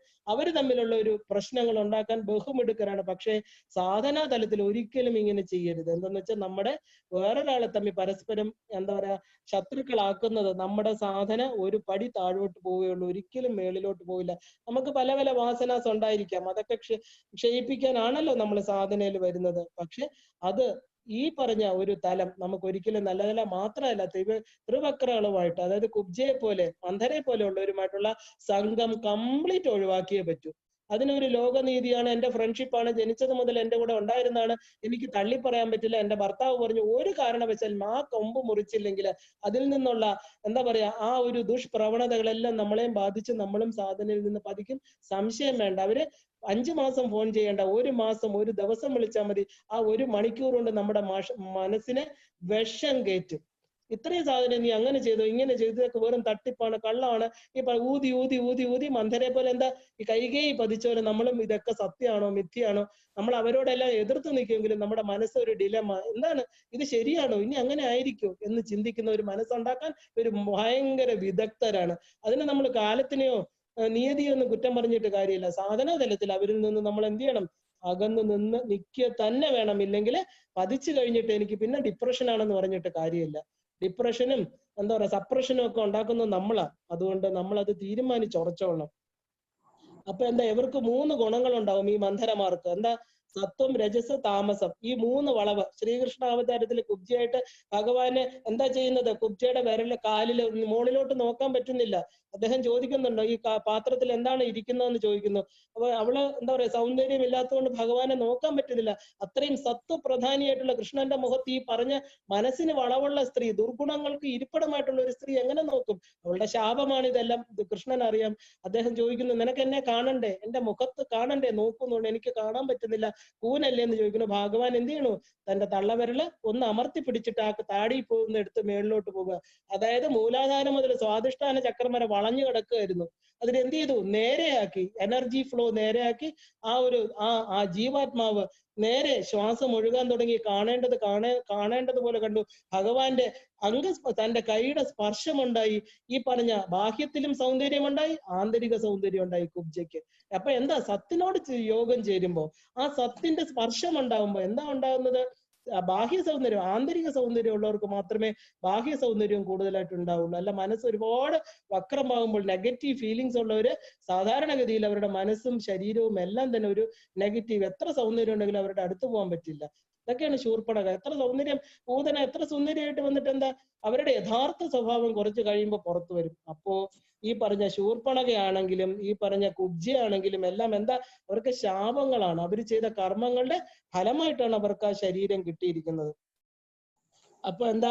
ആ ഒരു കുബ്ജയെ എങ്ങനെയാണോ നമ്മൾ നേരെയാക്കി, അതുപോലെ തന്നെ ഈ മന്ധരയും പിന്നെ മാറുന്നുണ്ട്. നമുക്കത് എന്താ പറയാ, രാമായണത്തിന്റെ അവസാന ഭാഗങ്ങളിൽ നമുക്ക് കാണാൻ പറ്റും. അത് ചിന്തിച്ചു കഴിഞ്ഞാല് ഏത് കാര്യത്തില് സത്വമായിട്ട് ചേരുമ്പോ, സത്കർമ്മങ്ങൾ ചെയ്യുമ്പോ, കൃഷ്ണനായിട്ടും രാമനായിട്ടും ഒക്കെ വരുന്നവരുമായിട്ടുള്ള ബന്ധം വരുമ്പോ ഈ പറഞ്ഞവർക്കെല്ലാം മാറ്റം വരുന്നു. ശൂർപ്പണഖയാണ് ഇനി വരുന്നുണ്ട് നമ്മുടെ എന്താ പറയാ, രാമന്റെ അടുത്തും ലക്ഷ്മണന്റെ അടുത്തും. ആ ലക്ഷ്മണൻ എന്തിനാണ് ഈ പറഞ്ഞ വിരൂപമാക്കിയത്? മൂക്കൊക്കെ മുറിച്ച് ഈ പറഞ്ഞ വിരൂപയാക്കിയത് എന്താ? അവളുടെ പുനർജന്മമാണ്. ആ ലക്ഷ്മണ ബാണം, ലക്ഷ്മണന്റെ വാളേറ്റ് ആ ഭംഗം വന്നപ്പോ ഈ പറഞ്ഞ ശൂർപ്പണഖയ്ക്ക് എന്താ? ആ ഒരു ചെറിയ സ്പർശനം കൊണ്ട് അവൾക്ക് മോക്ഷം കിട്ടുകയാണ് ചെയ്യുന്നത്. അവളിൽ മാറ്റം വരിക ചെയ്ത. അതായത് ഭഗവാൻ ചെയ്യുന്ന അംഗവിച്ഛേദങ്ങളെല്ലാം തന്നെ ഈ കുബ്ജയെ, കൂനിയെ നേരെയാക്കി, തന്നെ വളഞ്ഞൊഴുകുന്ന ശ്വാസത്തെ നേരെയാക്കിയപ്പോ എന്താ? ജീവാത്മ പരമാത്മ ഐക്യം വന്നു, പ്രപഞ്ചം സൗന്ദര്യമുള്ളതായിട്ട് തീർന്നു. അതുപോലെ ഈ ലക്ഷ്മണന്റെ ആ വാളേറ്റ് അവന്റെ വേണ്ടാത്ത അവയവങ്ങള്, നമ്മൾ ഇന്ദ്രിയങ്ങളൊക്കെ എന്തിനാ ഉപയോഗിക്കേണ്ടത്? ഇന്ദ്രിയങ്ങളൊക്കെ അകത്തോട്ട് വന്ന് നമ്മുടെ സാധന മാർഗത്തിൽ ഉപയോഗിക്കണം. കണ്ണും മൂക്കും നാക്കും ചെവിയും എല്ലാം തന്നെ. എവളോ ഈ ശൂർപ്പണഖ എന്താ ചെയ്തത്? ആ സൗന്ദര്യത്തെ കണ്ട് പുരുഷന്മാരുടെ പുറകെ ചെന്ന് വിവാഹ അഭ്യർത്ഥന നടത്തുകയാണ്. സാധാരണ വിവാഹ അഭ്യർത്ഥന എവിടുന്ന വരേണ്ട? പുരുഷൻ സ്ത്രീയോടാ പറയുന്നത്. ഇത് അങ്ങോട്ട് ചെന്ന് ഭാര്യയായിട്ടിരിക്കുന്ന ഒരു പുരുഷൻ, രാമൻ സീതയുമായിട്ടിരിക്കണം, ലോക സുന്ദരിയായിട്ടുള്ള സീതയുമായിട്ടിരിക്കണം, രാമന്റെ അടുത്ത് നിന്ന് വിവാഹ അഭ്യർത്ഥന ചെയ്യുക. ആലോചിച്ചു, ഇന്ന് അതല്ലേ നടക്കുന്നത്? എത്ര സ്ത്രീകളാണ് ഇന്ന് ശൂർപ്പണഖമാരും മന്ധരമാരുമായിട്ട് നമ്മൾ കാണുമ്പോ പേപ്പറിന്റെ മുമ്പിൽ നിറഞ്ഞു നിൽക്കുന്നത്? അവരൊക്കെ കാലങ്ങൾ കഴിയുമ്പോൾ നമ്മളും മറന്നു പോകുന്നു. അവരുടെ പ്രവൃത്തി കൊണ്ട് അവർ ജയിലിൽ കിടക്കുന്നു, എന്തൊക്കെയോ സംഭവിക്കുന്നു. ഇത് തന്നെ അന്നും ഇന്നും നടക്കുന്നത്. അപ്പോ എന്താ? ആ സ്വരൂപത്തിൽ വരാൻ വേണ്ടിയിട്ടാണ് ഈശ്വര സാന്നിധ്യം. അതായത് ഈ പറഞ്ഞ ഇനി നമ്മൾ കാണുന്ന ശൂർപ്പണഖയും അങ്ങനെ തന്നെയാണ്. ഈശ്വര സാന്നിധ്യം വന്നാൽ മാത്രമേ എന്താ? അവിടെ എല്ലാം ഈ പറഞ്ഞ ഗഹനമായിട്ടുള്ള ഈശ്വര തത്വങ്ങളാണ്, ആധ്യാത്മിക രഹസ്യങ്ങളാണ് ഈ ശൂർപ്പണഖ ഋഷിമാർ ഒളിപ്പിച്ചു വെച്ച്. ഈ ശൂർപ്പണഖയാകട്ടെ, കുബ്ജയാകട്ടെ, മന്ധരയാവട്ടെ, ഇവരെല്ലാം വേഷം കെട്ടി വരുന്നത് വളരെ എന്താ പറയാ, ഭയാനകമായിട്ട് രാക്ഷസീയം. അതായത് അവരുടെ മനസ്സിന്റെ തലം, സത്വ രജസ് തമോ ഗുണങ്ങളില് തമോ ഗുണം എന്താ? എപ്പോഴും ഉറങ്ങുക, തിന്നുക, ഉറങ്ങുക, കാമത്തിന് അടിമപ്പെട്ട് ജീവിക്കുക. അതായത് ഇത് തന്നെയാണ് നരജന്മം. ഒരു നരജന്മത്തിൽ ഒരു മനുഷ്യൻ ആരാണോ ഇങ്ങനെ ജീവിക്കുന്നത് അവരെല്ലാം തന്നെ തമോ ഗുണത്തിന് അടിമകളാണ്. അവർക്ക് സത്വഗുണ പ്രധാനമായിട്ട് ഒരു ഈശ്വരനെ ഉപാസിക്കാൻ അവസരം കിട്ടുമ്പോൾ മാത്രമേ അവൻ മനുഷ്യ ജന്മത്തില്, മനു എന്ന പേരിന് മനനം ചെയ്യുന്നവന് മാത്രമേ അർഹതയുള്ളൂ. അപ്പോ ശരിക്കും പറഞ്ഞ ഒരു വ്യക്തിയുടെ വ്യക്തിത്വം എന്ന് പറയുന്നത്, പേഴ്സണാലിറ്റി എന്ന് പറയുന്നത് എന്താ? ഡീപ്പായിട്ടുള്ള ഡെവലപ്മെന്റ് ആണ്. ഈ 3 ഗുണങ്ങൾ കൊണ്ടാണ് അവന്റെ പേഴ്സണാലിറ്റി ഡെവലപ്പ് ചെയ്യുന്നത്. ഇല്ലേ? ആലോചിച്ച് നോക്കൂ. അതിന്റെ ഏറ്റക്കുറച്ചിലുകൾ ഒരു വ്യക്തിയുടെ സ്വഭാവം ഉണ്ടാക്കുന്നത്. ഞാൻ പറയും, ഇത് എന്റെ സ്വഭാവമായി പോയി, എനിക്ക് മാറ്റാൻ പറ്റില്ല. ചിലര് പറയാറുണ്ട് ഈ സ്വഭാവം മാറ്റുന്നതിന്. സ്വഭാവം, അധിഷ്ഠാനം എന്താ? സ്വം എന്ന് പറഞ്ഞാൽ നമ്മുടെ ബേസിക് ആയിട്ടുള്ള നമ്മുടെ ആത്മീയ ശക്തി. അതെവിടെയാ? സ്വാധിഷ്ഠാനത്തിലാണ് ശരിക്കും ദേവി മൂലാധാരത്തിൽ നിന്ന് കയറിയ ഇരിക്കുന്നത്. ശരിക്കും സ്വാധിഷ്ഠാനം എന്ന് പറയുന്നത് പറഞ്ഞ ശ്രീവിദ്യ ഉപാസനയിലെ കുണ്ടലിനി ശക്തിയുടെ 2ാമത്തെ സ്ഥാനം എന്ന് പറയുന്നത് സ്വാധിഷ്ഠാനമാണ്, സ്വന്തം വീട്. അവിടെ നിന്നാണ് ദേവി മേളിലോട്ട് പോകുന്നത്. അപ്പോ അധിഷ്ഠാനം എന്താ? അതിനെ അറിഞ്ഞവൻ സ്വഭാവത്തെ കൂടെ അറിയണം. ആ സ്വഭാവം എന്താ? ഈശ്വരീയ ശക്തിയുടെ ഭാവം എന്താ? നന്മ, ഐശ്വര്യം, എല്ലാവരോടും സ്നേഹം, ഈ പ്രപഞ്ചം മുഴുവൻ തൻ്റെതായിട്ട് കാണുക, എല്ലാവരോടുള്ള ആ വിശ്വ മാതൃത്വം, എല്ലാവരോടും ഒരു അമ്മയെ പോലെയുള്ള സ്നേഹം. അവിടെ അതില്ലാതെ വരുമ്പോ എന്താ? അധിഷ്ഠാനത്തില് സ്വഭാവത്തില് വ്യത്യാസം വരുന്നു. കാരണം നമ്മൾ അധിഷ്ഠാനത്തെ അറിയണില്ല. ആ ശക്തി അറിയാതെ സ്വഭാവത്തെ നമ്മൾ എന്ത് ദുർഗുണങ്ങളുണ്ടെങ്കിലും നമുക്ക് ഏറ്റവും പ്രധാനം ഒരു സാധനയിൽ വേണ്ടത് ഉറച്ച ഒരു മനസ്സ്. അതിനകത്ത് ആര് വന്നാലും അതിന് അടിമപ്പെട്ട് അവരിങ്ങനെ പറഞ്ഞു ഒരു ഡിസിഷൻ എടുക്കാത്ത മൈൻഡ് ഒരിക്കലും സാധനയിൽ മുമ്പോട്ട് പോവില്ല. ഭാര്യയായാലും ഭർത്താവായാലും കുടുംബമായാലും മക്കളായാലും ശരി, സാധനയിലോ പല പല പ്രലോഭനങ്ങൾ വരും. അവിടെ ഉറച്ചു നിൽക്കുന്ന മനസ്സ്, അതാണ് സ്വാധിഷ്ഠാനം. അതിൽ നിന്നാൽ മാത്രമേ പറയുള്ളൂ. അല്ലാതെ എന്ത് പറഞ്ഞാലും കാറ്റിലാടുന്ന പോലെ പലരുടെ സന്തോഷം, പലരുടെ സ്നേഹം പ്രതീക്ഷിച്ചാണ് നമ്മൾ സാധനം മുന്നോട്ട് കൊണ്ടുപോകണമെങ്കിൽ ഒരു പടി അതിൽ മുമ്പോട്ട് പോകാൻ പറ്റില്ല. പക്ഷെ കാരണം എന്താ? പലരും പല കർമ്മങ്ങളുള്ളവരാണ്. സ്വന്തം അച്ഛനമ്മമാരായിക്കോട്ടെ, ഭർത്താവായിക്കോട്ടെ, അദ്ദേഹത്തിന് വേറെ കർമ്മം, എനിക്ക് വേറെ കർമ്മം. എന്റെ സ്പിരിച്വാലിറ്റി ഞാൻ മാത്രം. ഞാൻ ഒറ്റയ്ക്ക് വന്നു, എന്റെ കർമ്മങ്ങൾ ഒറ്റയ്ക്ക് അനുഭവിക്കുന്നു. ഇതാരും ആ പറഞ്ഞ എന്താ പറയാ, കാട്ടാളന്റെ ഭക്തി പറഞ്ഞ പോലെ താൻ നിരന്തരം ചെയ്യുന്ന കർമ്മങ്ങൾ താൻ അനുഭവിച്ചിടുകയോ വന്നു അങ്ങോട്ട് ധൈര്യമായിട്ട് പറഞ്ഞു കൊടുക്കണം. എന്റെ ഇതിനകത്ത് ഇടപെടരുത്, ഞാൻ ജീവിച്ചോട്ടെ. അല്ല, നമ്മൾ അധർമ്മം പ്രവർത്തിക്കണമെങ്കിൽ തീർച്ചയായിട്ടും അവർക്ക് പറയാനുള്ള എല്ലാ സ്വാതന്ത്ര്യമുണ്ട്. പക്ഷെ ഒരു ഉപാസനാ മാർഗം തിരഞ്ഞെടുത്ത് അവളുടെ മനസ്സിനെ ഇല്ല അവന്റെ മനസ്സിനെ ഉയർത്താൻ ശ്രമിക്കുമ്പോൾ അതിൽ തടസ്സം വരുന്ന ഏത് ശക്തിയും വെട്ടി മാറ്റാൻ ഉറപ്പുള്ളവര്, നട്ടലിന് ഉറപ്പില്ലാത്തവര് സാധനാ മാർഗത്തിൽ വരരുത്. അവര് ഈ പറഞ്ഞ പോലെ അമ്പലങ്ങൾ തോറും നടന്ന് പുണ്യക്ഷേത്രങ്ങളിലും പുണ്യതീർത്ഥങ്ങളിലും കുളിച്ച് ഏതെങ്കിലും ഒരിടത്ത് ശരീരം വീണു പോവും. അവര് ഈച്ചയും പൂച്ചയും ചത്തതുപോലെ എടുത്ത് കുഴിച്ചിടും. 10 ദിവസം സഞ്ചയനം കഴിയുമ്പോൾ 16 അടിയന്തരം കഴിയുമ്പോൾ മറന്നു പോകും. പടത്തില് എന്താ പറയാ, ഫോട്ടോയില് മാലയിട്ട് അവിടെ തൂക്കും. അത്രേ ഉള്ളൂ. അതാണ് നമ്മൾ ആഗ്രഹിക്കണമെങ്കിൽ അത് മതി. അല്ല, എന്നെ അവര് മനസ്സിൽ എന്നും ഓർമ്മിക്കണം, എന്നെ സ്മരിക്കണം. കാരണം എന്താ? ധാർമ്മികമായിട്ട് ജീവിച്ച എന്റെ അച്ഛൻ, എന്റെ അമ്മ, അവരെനിക്ക് പറഞ്ഞു തന്ന വഴി തന്റെ കുഞ്ഞുങ്ങൾക്ക് ആ മക്കള് പറഞ്ഞു കൊടുക്കണം. എന്റെ അച്ഛൻ ഇത് പറഞ്ഞു തന്നു, എന്റെ അമ്മ ഇത് ചെയ്തിരുന്നു. ആ ധൈര്യം, ആ ഉറപ്പ്, ആ പാരമ്പര്യം, അതിനെയാണ് നമ്മൾ പറയുന്നത് ആ ഒരു സെൽഫ് ഇന്റഗ്രിറ്റി. അത് എവിടുന്ന് കൊണ്ട് വരണം? നമുക്ക് ഉപാസനയിലൂടെ വരണം. നമ്മുടെ DNA അത് ഉണ്ടായിരിക്കണം. ആ DNA കൊണ്ടുവന്നിട്ടുള്ള എന്താ പറഞ്ഞ ഈ ഇമ്മ്യൂണിറ്റി, മറ്റേ സിസ്റ്റം മറിച്ച സിസ്റ്റം എല്ലാം തന്നെ എന്താ പറയാ കറക്റ്റ് ചെയ്യുന്ന ഒരേ ഒരു ശക്തി, ഒരേ ഒരു പവറാണ് ഈശ്വര വിശ്വാസം. നമ്മൾക്ക് അതീതമായിട്ടുള്ള വിശ്വാസം, അതിനെ ഉറപ്പിക്കണം. അവിടെ ഇങ്ങനെ ചാഞ്ചാടാൻ പലതിനും, ഈ സമൂഹത്തിലിരിക്കണ പലതിനും വിട്ടുകൊടുത്തു കഴിഞ്ഞാൽ അത് ജീവിതാവസാനം വരെ ആടിക്കൊണ്ടിരിക്കും കൊടിക്കൂറ പോലെ. ഒരിടത്തും കൊടി പിടിച്ചു കെട്ടുന്ന എന്തിനാ? ഈ കൊടി നമ്മൾ കണ്ടിട്ടില്ല, അമ്പലത്തിലെ കൊടിയെ പിടിച്ചു കെട്ടി അതിനൊരു നൂലുണ്ട്, താഴെ നിന്ന് മേളിലോട്ട് കയറ്റും. അതാണ് ഈ പറഞ്ഞ സഹസ്രാരം വരെ പോകുന്ന കൊടി. ആ നൂല് മുറിഞ്ഞു പോയാല് ആ സഹസ്രാരം വരെ എത്തണമെങ്കിൽ എന്താ? സുഷുമ്നാ പാത്ത് നല്ല കറക്റ്റ് ആയിട്ടിരിക്കണം. ഇല്ലെങ്കിൽ കൊടി പകുതി വന്ന് നിൽക്കും, ഇല്ലെങ്കിൽ താഴെ കാൽഭാഗം കയറും. അത് മതിയോ? കൊടിയാകുന്ന ആ ഒരു മഹാശക്തി മേളിൽ പോണ്ടേ? എന്ത് ചെയ്യണം? എല്ലായിടത്തും പ്രസരിക്കണം. വിശ്വതോന്മുഖം എല്ലാവരുമായിട്ട് ഈ പ്രപഞ്ച സത്യത്തെ അറിയണം. ഈ പറഞ്ഞ ലിമിറ്റഡ് കോൺഷ്യസ്നെസ് ഈ പറഞ്ഞ സഹസ്രാരത്തിലെത്തി വിശ്വതോന്മുഖി. ഓരോടത്ത് ഓരോ പേര് കൊടുത്ത മടാകിനി, ശാകിനി, അവർക്കെല്ലാം ഓരോ മുഖങ്ങൾ, 1 മുഖം, 2 മുഖം, 3 മുഖം, അങ്ങനെ 5 മുഖം, പഞ്ചമുഖിയായിട്ട് അമ്മ വന്നിട്ട് മനസ്തത്വം കഴിഞ്ഞ മനസ്സിന്റെ അവിടെ എത്തിയപ്പോ 2 മുഖം വായിച്ചിരിക്കും. ലളിതാ സഹസ്രനാമത്തിൽ നിങ്ങൾ വായിക്കുന്നില്ലേ? അത് തന്നെ ആ 2 മുഖം. ഹം ഷം എന്ന ശിവനും ശക്തിയുമായിട്ടിരുന്നത് മനസ്തത്വത്തിന് മേളിൽ പോയപ്പോ എന്തായി? സഹസ്രാരത്തിലെ വിശ്വതോന്മുഖം. എല്ലായിടത്തും വിശ്വത്തെ കാണുന്നവര് ഈ പ്രപഞ്ചമാണ്. പ്രപഞ്ചവും ഞാനും രണ്ടല്ല.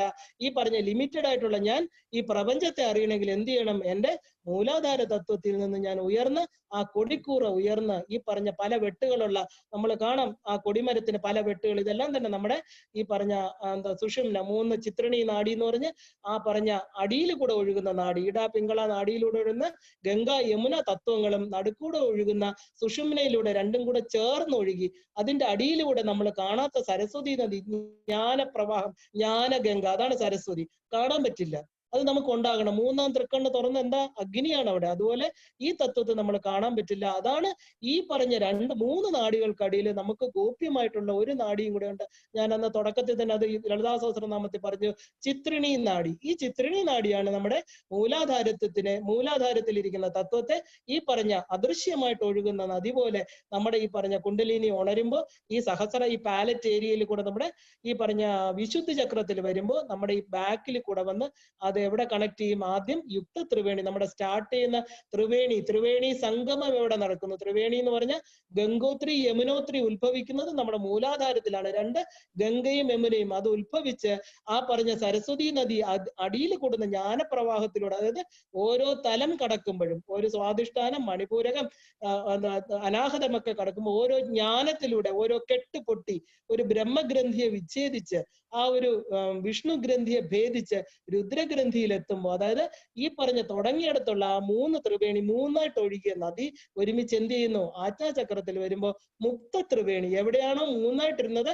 മുക്തമാക്കും. നമ്മുടെ ഒരു ജീവനെ ഈ ശരീരത്തിൽ നിന്ന് മുക്തമാക്കുന്ന ഒരു യോജിപ്പാണ് അവിടെ പറയുന്നത്. ആജ്ഞാചക്രത്താണ് മുക്ത ത്രിവേണി. അവിടെ വന്നിട്ട് എന്താ ഈ പറഞ്ഞ ആ ചിത്രണി നാടി വഴി സഹസ്രാരത്തിൽ ഒഴുകി അവിടെ ഇരിക്കുന്ന സർവ്വതോന്മുഖിയായിട്ടിരിക്കുന്ന 1000 സഹസ്രതല പത്മത്തിലിരിക്കുന്ന താമരപ്പൂക്കളെ, ന്യൂറോൺസിനെ പ്രകാശിപ്പിച്ച് എന്താ ആ ബോധതലത്തെ ലിമിറ്റഡ് തലത്തിൽ നിന്ന് നമ്മൾ എന്ത് ചെയ്തു? ഈ ശരീരത്തിൽ ഇരുന്നുകൊണ്ട് ജനന മരണ വിച്ഛേദനം നടത്തിയിട്ട് ഈ ശരീരത്തിലിരുന്ന വിശ്വപ്രപഞ്ചത്തെ നമ്മൾ അതിന്റെ ഒരു ഭാഗമായിട്ട് കണ്ട് ആ ശക്തി തന്നെയാണ് എന്നിലും കുടികൊള്ളുന്നതെന്ന് അറിഞ്ഞ് അമരത്വം, അമൃതത്വം, എന്താ നമ്മുടെ മൃത്യുഞ്ജയ മന്ത്രം പറയുന്നത് ത്രയംബകം യജാമഹേ. ഈ പറഞ്ഞ ത്രയംബകൻ മുക്കണ്ണൻ, 3 കണ്ണുള്ള അല്ലയോ ദേവി, അമ്മയുടെ 3ാമത്തെ കണ്ണ് തുറന്ന് ജ്ഞാനപ്രവാഹത്തിലൂടെ കുളിപ്പിച്ച് എനിക്ക് എന്ത് വന്നു? സുഗന്ധിയും പുഷ്ടിവർദ്ധനം, എന്റെ ഉള്ളിൽ സുഗന്ധത്തെ നിറയ്ക്കൂ. ആ ഒരു ചൈതന്യത്തെ, സത്യത്തെ അറിഞ്ഞിട്ട് എന്താ സുഗന്ധിയും ഊർവാരികം. എങ്ങനെയാണോ ഒരു വെള്ളരിക്ക കാലത്തില് അതിന്റെ വള്ളിയിൽ നിന്ന് ചിലപ്പോൾ പൊട്ടാതെ നിൽക്കും, ചിലപ്പോൾ അത് എന്താ ഇറുന്ന് വരുന്ന പോലെ. ഇല്ലെങ്കിൽ അമ്മ വന്നിട്ട് എന്ത് ചെയ്യണം? അമ്മയുടെ ആ ഖഡ്ഗം കൊണ്ട് ആ ഒരു ഛേദനം നടത്തൂ. ഞാനാകുന്ന വെള്ളരിക്ക് ആ വള്ളി ഏതിലാണോ എന്റെ അംബിലിക്കൽ കോഡ്, എന്റെ അമ്മയുമായിട്ട് ഞാൻ ഈ പറഞ്ഞ പ്രപഞ്ചവുമായിട്ട് ബന്ധപ്പെട്ട ആ കോഡിനെ അറുത്തിട്ട് എന്ത് ചെയ്യണം? അമ്മയുമായിട്ട് ചേർക്കൂ. ഉർവാരികമോ ബന്ധനമാണ് അമ്മ. ഈ പ്രപഞ്ച ജീവിതം പല പല ബന്ധനങ്ങൾ ഇല്ലേ? നമ്മുടെ കുടുംബവുമായിട്ടുള്ള ബന്ധം, കുറെ കർമ്മങ്ങളുമായിട്ട്, കുറെ ധർമ്മവുമായിട്ട്, എന്തിലൊക്കെയാണോ നമ്മളെ ബന്ധം, അങ്ങോട്ട് തിരിയാൻ പ്രശ്നം, ഇങ്ങോട്ട് തിരിയാൻ പ്രശ്നം, അവരെന്ത് വിചാരിക്കും, ഇവരെന്ത് വിചാരിക്കും, ആരെയൊക്കെ നമുക്ക് സന്തോഷിപ്പിക്കണം? എനിക്ക് ഒറ്റയാളെ സന്തോഷിപ്പിച്ചാൽ മതി, എന്റെ അമ്മയെ മാത്രം. അപ്പൊ എന്ത് ചെയ്യണു? അമ്മ ഈ പ്രപഞ്ചവുമായിട്ടുള്ള എന്റെ ആ ഒരു വിച്ഛേദനം നടത്തി തരൂ. ബന്ധനാത് മൃത്യോർ മുക്ഷീയ അമൃതാത്ത്, എന്നെ അമൃതത്വത്തിലേക്ക്, ഈ മൃതമായിട്ടുള്ള ശരീരത്തിൽ നിന്ന്, ഈ കൂട്ടിൽ നിന്ന് എന്നെ ഒന്ന് രക്ഷിച്ച് എന്ത് ചെയ്യൂ? ആ അമ്മയുടെ പാദത്തിൽ ചേർക്കൂ. എനിക്ക് ആ ഒരു പൂർണ്ണ സ്വാതന്ത്ര്യം തരൂ അമ്മ. ഈ സത്യത്തെ എന്റെ ശരീരത്തിലിരുന്ന് സർവ്വതോന്മുഖിയായിട്ട് ആ ഒരു അമ്മയുടെ തലത്തിലെത്തി, അമ്മയുടെ ആ ഒരു ശിവൻ, എന്റെ അച്ഛനമ്മമാരെ കണ്ട് അവരുമായിട്ട് ആലിംഗനം ചെയ്ത് അവരുമായിട്ട് ഇരിക്കാൻ എന്നെ അനുഗ്രഹിക്കൂ. ഇതാണ് മൃത്യുഞ്ജയ മന്ത്രം. അല്ലാതെ ശരീരം കുറച്ചാളും കൂടെ ജീവിച്ച് കോമയിൽ കിടക്കുന്ന ആൾക്ക് മൃത്യുഞ്ജയ മന്ത്രം ജപിച്ച് 10 വർഷം കൂടെ കൂട്ടണമാണോ മൃത്യുഞ്ജയ മന്ത്രം? അല്ല. ഓർമ്മയായിട്ടിരിക്കുമ്പോൾ സത്യത്തെ അറിഞ്ഞ് ഈ ശരീരത്തെ ത്യജിക്കാനുള്ള ആത്മശക്തി ഉണ്ടാക്കുക, അതാണ് മൃത്യുഞ്ജയം. അപ്പോ എന്താ ഈ പറഞ്ഞ വളവുകള്, ഈ മന്ധര, ഇതെല്ലാം നല്ലവണ്ണം മനസ്സിലാക്കിയിട്ട് വേണം നമ്മൾ മുകളിലോട്ട് പോകാൻ. അതായത് നമ്മുടെ പേഴ്സണാലിറ്റി അത് ഡീപ്പ് റൂട്ടഡ് ആണ്. നമ്മൾ പെർസോണ എന്ന് പറഞ്ഞ് ബാഹ്യമായിട്ടുള്ള ഭംഗി അല്ല. ഈ 3 ഗുണങ്ങളുടെ വേരിയേഷൻ, സത്വഗുണ പ്രധാനമായിട്ടുള്ള ആ ഗുണത്തിനെ നമ്മൾ ഏറ്റക്കുറച്ചിൽ ഉണ്ടാകാതെ, ഈ സത്വവും രജസും തമസും വരും, സാരമില്ല, പക്ഷെ എപ്പോഴും സത്വം കൂടി നിൽക്കണം, രജസും കൂടി നിൽക്കണം. തമോ ഗുണം വളരെ കുറച്ചേ ഉണ്ടാവാവൂ. ഇല്ലെങ്കിൽ എന്താ ഇതുപോലെ മന്ധരെ പോലെ വളഞ്ഞു പോകും നമ്മള്. ഈ കുബ്ജയെ പോലെ മനസ്സ് എന്താ അതിന് ഈശ്വര സ്പർശം തന്നെ വേണം, കൃഷ്ണന്റെ കരസ്പർശം വേണം, ഇല്ലെങ്കിൽ രാമന്റെ വേണം, ഇല്ലെങ്കിൽ ശൂർപ്പണഖയുടെ പോലെ ലക്ഷ്മണന്റെ ഒരു കരങ്ങൾ വേണം. എന്താ ചീത്ത ക്വാളിറ്റീസിന് എന്തുകൊണ്ട് ചീത്ത കണ്ടോ, എന്തുകൊണ്ട് കേട്ടോ, ചെവിയ മുറിക്കുന്ന, മൂക്ക് മുറിക്കുന്നുണ്ട്, കാമത്തിൻ്റെതായിട്ടുള്ള ബ്രസ്റ്റ് മുറിക്കുന്നുണ്ട്. എന്താ ഒരു സ്ത്രീക്ക് കാമാവേശം ഉണ്ടാക്കാൻ എന്തൊക്കെയാണോ പ്രപഞ്ചത്തില് അവളെ എന്താ പറയുക ഭ്രമിപ്പിക്കുന്നത്, അതെല്ലാം ആ ലക്ഷ്മണന്റെ കൈ ഛേദിച്ചു കളയുന്നു. അപ്പൊ അവക്ക് എന്താ നന്മ വരാൻ സമയമായി, അവക്ക് ഉയരാൻ സമയമായി, അവക്ക് എന്താ ജീവൻ മുക്തിക്ക് സമയമായി എന്നർത്ഥം. ലക്ഷ്മണകുമാരനാണ്, സാക്ഷാൽ അനന്തനാണ് അദ്ദേഹം. എന്താ പറയാ ഈ ഒരു സർവനാശം വരുത്തിയതിനു ശേഷം മാത്രമേ ശൂർപ്പണഖ പോവുള്ളൂ. അതുകൊണ്ടാണ് ഈ പറഞ്ഞ ശൂർപ്പണഖ വന്നു കഴിയുമ്പോൾ അടുത്ത നാശം ആരുടെയാണ്? അവളുടെ രാക്ഷസ കുലത്തിന് തന്നെ, അവള് ജനിച്ച കുലത്തിന്, അവളുടെ അച്ഛനും അമ്മയും, ആ പറഞ്ഞ സ്വന്തം സഹോദരൻ കുംഭകർണൻ, രാവണൻ. ഒരു സ്ത്രീയുടെ കാമാവേശം എവിടെ ചെന്ന് നിന്നു? ഒരു കംപ്ലീറ്റ് സർവനാശം. പക്ഷെ അതിന് നമ്മൾ നാശം എന്ന് പറയാൻ പറ്റില്ല. രാമന്റെ കൈകൊണ്ടാണ് രാവണൻ വധിക്കുന്നത്. ഇത് നിയോഗമായിരുന്നു എന്ന് ചിന്തിക്കുമ്പോ എന്താ അവരുടെ ജീവനെയൊക്കെ ഉയർത്തുകയാണ് ചെയ്തത്. അപ്പൊ നമ്മൾ എന്താ ശരിക്കും ഇതിൽ നിന്ന് മനസ്സിലാക്കേണ്ടത്? ആ മനസ്സെന്ന് പറയുന്നത് എവിടെ ഉറപ്പിക്കണം? നമ്മളിലിരിക്കുന്ന ആത്മശക്തിയിൽ ഉറപ്പിക്കണം. അതായിരിക്കണം നമ്മുടെ ലക്ഷ്യം. ഇല്ലെങ്കിൽ നമ്മളും ഈ ചെറിയ ജീവിതത്തിൽ കുറച്ചു പേരെ കാണുന്നിടത്തും നമ്മളെ പ്രലോഭിപ്പിക്കാനും നമ്മുടെ മനസ്സ് വീഴ്ത്തിക്കളയാനും ഒരുപാട് ബന്ധനമാരും കൈകേയിമാരും ഒക്കെ കാണും. ഇതിൽ നിന്നൊക്കെ രാമതത്വത്തില് ദേവീ തത്വത്തിൽ ഉറച്ച ഒരു മനസ്സിനെ ആർക്കും മാറ്റാൻ പറ്റില്ല. അതൊക്കെ എന്താ, എത്ര കൊടുങ്കാറ്റ് വന്നാലും ഉറച്ചിരിക്കുന്ന ഒരു ശിവലിംഗം, ഇല്ലെങ്കിൽ അഹല്യ എന്ന് പറയുന്ന ഒരു പാറക്കല്ല് എങ്ങനെയാണോ കിടന്നത്, ശിവലിംഗം നോക്കൂ, എത്ര കാറ്റ് വരട്ടെ, സുനാമി വരട്ടെ, പാറ പോലെ ലിംഗം പോലെ നിൽക്കുക. അത് ശിവലിംഗം, ലിംഗം എന്ന് പറഞ്ഞാൽ തത്വം. ആ തത്വത്തിൽ ഉറച്ച് യാതൊന്നിലും അക്ഷോഭ്യനായിട്ട് നിർവികാരനായിട്ട് നിൽക്കുന്ന ശിവലിംഗ തത്വം. അതുപോലെ ആയിരിക്കണം നമ്മുടെ മനസ്സ്. എന്തില്ല, ഊർധ്വമായിട്ട്. ശിവലിംഗം എപ്പോഴും യോനി തത്വത്തിൽ ഇരിക്കുന്ന ശിവൻ എങ്ങോട്ടാ നോക്കുന്നത്? ഊർധ്വമായിട്ട്, മേളിലോട്ട്. നമ്മുടെയും ചിന്തകള് ഈ അധോലോകത്തിൽ നിന്ന് ഊർധ്വമായിട്ട് സഞ്ചരിക്കണമെങ്കിൽ എന്ത് ചെയ്യണം? നമ്മുടെ പ്രാണനും ഊർധ്വമായിട്ട് സഞ്ചരിക്കണം. അല്ലാതെ ഈ പറഞ്ഞ വിഛിന്നമായിട്ട് പലയിടത്ത് മുറിഞ്ഞു പോകാതെ ഏകമായിട്ടുള്ള ആ പരമാത്മ സ്വരൂപത്തിൽ നമ്മുടെ മനസ്സിനെ ഉറപ്പിക്കണം. അപ്പൊ കൈകേയിയുടെ മനസ്സ് മാറ്റിയത് ആരാണ്? ശരിക്കും മന്ധരയാണ്. അതിലൂടെ ഒരു സാമ്രാജ്യത്തെ പതിപ്പിച്ചു, രാമ സാമ്രാജ്യത്തിനെ പതിപ്പിച്ചു. ആര്? ഈ മന്ധര. ഇവിടെയാണ് കൈകേയി 14 വർഷം രാമനെ കാട്ടിലെ അയക്കാണെന്ന് വരം ചോദിച്ചത്. അതായത് എന്താ, കൈകേയി അറിയുന്നില്ല സ്വന്തം സാമ്രാജ്യം തന്റെ ഭർത്താവിന്റെയാണ്, ദശരഥന്റെയാണ്, തന്റെ മക്കളാണ് ഇനി ഈ രാജ്യം ഭരിക്കേണ്ടത്, ഒരു രാജ്യത്തെയാണ് ഇല്ലാതാക്കണമെന്ന് കൈകേയി ഈ വരം ചോദിച്ചപ്പോ അറിഞ്ഞില്ല. കാരണം തന്റെ മകൻ തന്റെ ഇഷ്ടത്തിന് തന്റെ ആജ്ഞയ്ക്കനുസരിച്ച് നിൽക്കുന്ന കൈകേയി വിചാരിച്ചു. ഭരതൻ അങ്ങനെ ഒരാളല്ല. നമ്മുടെ മക്കളെ കുറിച്ച് ഒരുപാട് കാര്യങ്ങൾ മനക്കോട്ട കെട്ടി ഒരുപാടടുത്ത് നിന്ന് കടം വാങ്ങിച്ചും പറ്റിച്ചും ഒക്കെ കൊണ്ടുവരും. പക്ഷെ അവര് പറയും, അച്ഛാ എനിക്കിത് വേണ്ടായിരുന്നു, എനിക്ക് മൂല്യങ്ങളുള്ളത് മതി എന്ന് പറയുമ്പോൾ നമ്മൾ അവിടെ അവരുടെ മുമ്പിൽ മുട്ടുകുത്തുകയാണ്. ഒരിക്കലും അച്ഛൻ അമ്മമാരെന്ന് പറയുന്നത് എന്താ, ജീവിക്കുന്ന ധർമ്മത്തിന്റെ കാണിച്ചു കൊടുക്കുന്നതായിരിക്കണം മക്കൾക്ക്.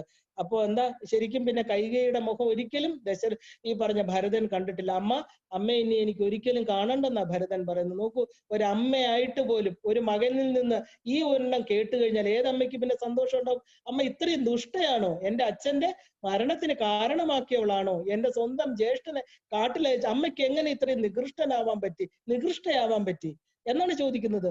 ആ ഒരു സ്ത്രീ, ആ ഒരു അമ്മ, ഭർത്താവ് മരിച്ചു, മകൻ ഇങ്ങനെ ചോദിച്ചു കഴിഞ്ഞാൽ ആ സ്ത്രീയുടെ സ്ഥിതി ഒന്ന് ആലോചിച്ച് നോക്കൂ. അപ്പൊ അത്രയ്ക്കും എന്താ മനസ്സ് അത്രയ്ക്കും തരം താണു പോയത് കൊണ്ടാണ് ഇന്ന് ഈ ഇതെല്ലാം കേൾക്കേണ്ടി വരുന്നത്. ഓരോരുത്തരും തന്റെ മക്കളെയല്ല, ഭർത്താവിനെയല്ല, കുടുംബത്തെയല്ല, ഫ്രണ്ട്സിനെയല്ല, ആ അന്യായമായിട്ട് എന്ത് സഹായിക്കുന്നോ അത് നാളെ നമുക്ക് തിരിച്ചു കൂരമ്പായിട്ട്. അധർമ്മമായിട്ട് ചെയ്യരുത്. ഉള്ള പൊട്ടൻഷ്യൽ കൊണ്ട് അവരെ സഹായിക്കാം, ഉയർത്താം. പക്ഷെ അധർമ്മമായിട്ട് ചെയ്തു കഴിഞ്ഞാൽ നാളെ നമുക്ക് ഓരോന്നും നമ്മുടെ നേരെ വിരൽ ചൂണ്ടും. അപ്പൊ ഈ പാവപ്പെട്ട ദശരഥൻ എന്ത് ചെയ്തു? കഴിവില്ല. ഒരു ഭാര്യയുടെ അടുത്ത് കുറച്ച് സ്നേഹം കൂടിപ്പോയി, ഒരു മകന്റെ അടുത്ത് കുറച്ച് സ്നേഹം പോയി, രണ്ടും നഷ്ടപ്പെട്ടു.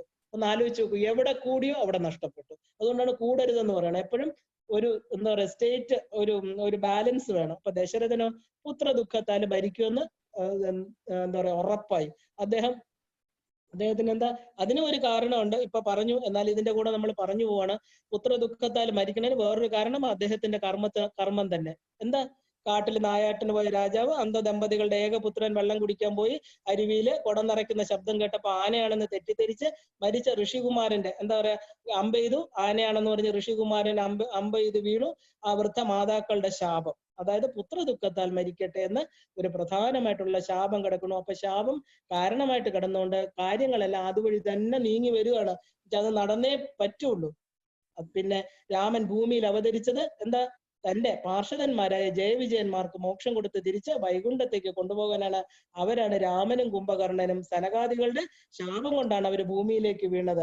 അപ്പോ ഭഗവാൻ വരാഹ നരസിംഹ അവതാരം എടുത്ത് രണ്ടുപേരെ ഉദ്ധരിച്ചു. എന്താ പറയാ നരൻ, ഇതിന്റെ അർത്ഥം എന്തെന്ന് വെച്ചാൽ നരൻ ജനിക്കുമ്പോൾ തന്നെ നാരായണനും കൂടെ ഉണ്ടായിരിക്കും. നരൻ മാത്രമായിട്ട് ജനിക്കാം, അതാണ് നരനാരായണന്മാരെന്ന് പറയുന്നത്. ആ നരന്റെ ഉള്ളിൽ തന്നെ നാരായണനും കൂടെ ജനിക്കും. ജനിച്ചു കഴിഞ്ഞാല് ഈശ്വരനാണ് നമ്മളെ താങ്ങിക്കൊണ്ട് നടക്കുന്നത്, അത് നമ്മൾ അറിയുന്നില്ല. ആ ഈശ്വര ശക്തി നമ്മുടെ കൂടെ ഉണ്ട് ജനിക്കുമ്പോൾ. നമ്മൾ വിചാരിക്കും നമ്മുടെ ശക്തി, എന്റെ കഴിവ്. അല്ല, ഞാൻ ആരാണെന്ന് തിരിച്ചറിയാത്തതുകൊണ്ടാണ് നമ്മൾ അങ്ങനെ ചിന്തിക്കുന്നത്. പക്ഷെ നാരായണൻ കൂടെ വന്ന് നമ്മൾ അറിയാതെ ആ അമ്മ നമ്മളെ താങ്ങിക്കൊണ്ട് നടക്കുകയാണ് ദുഃഖത്തിലും സുഖത്തിലും എല്ലാം.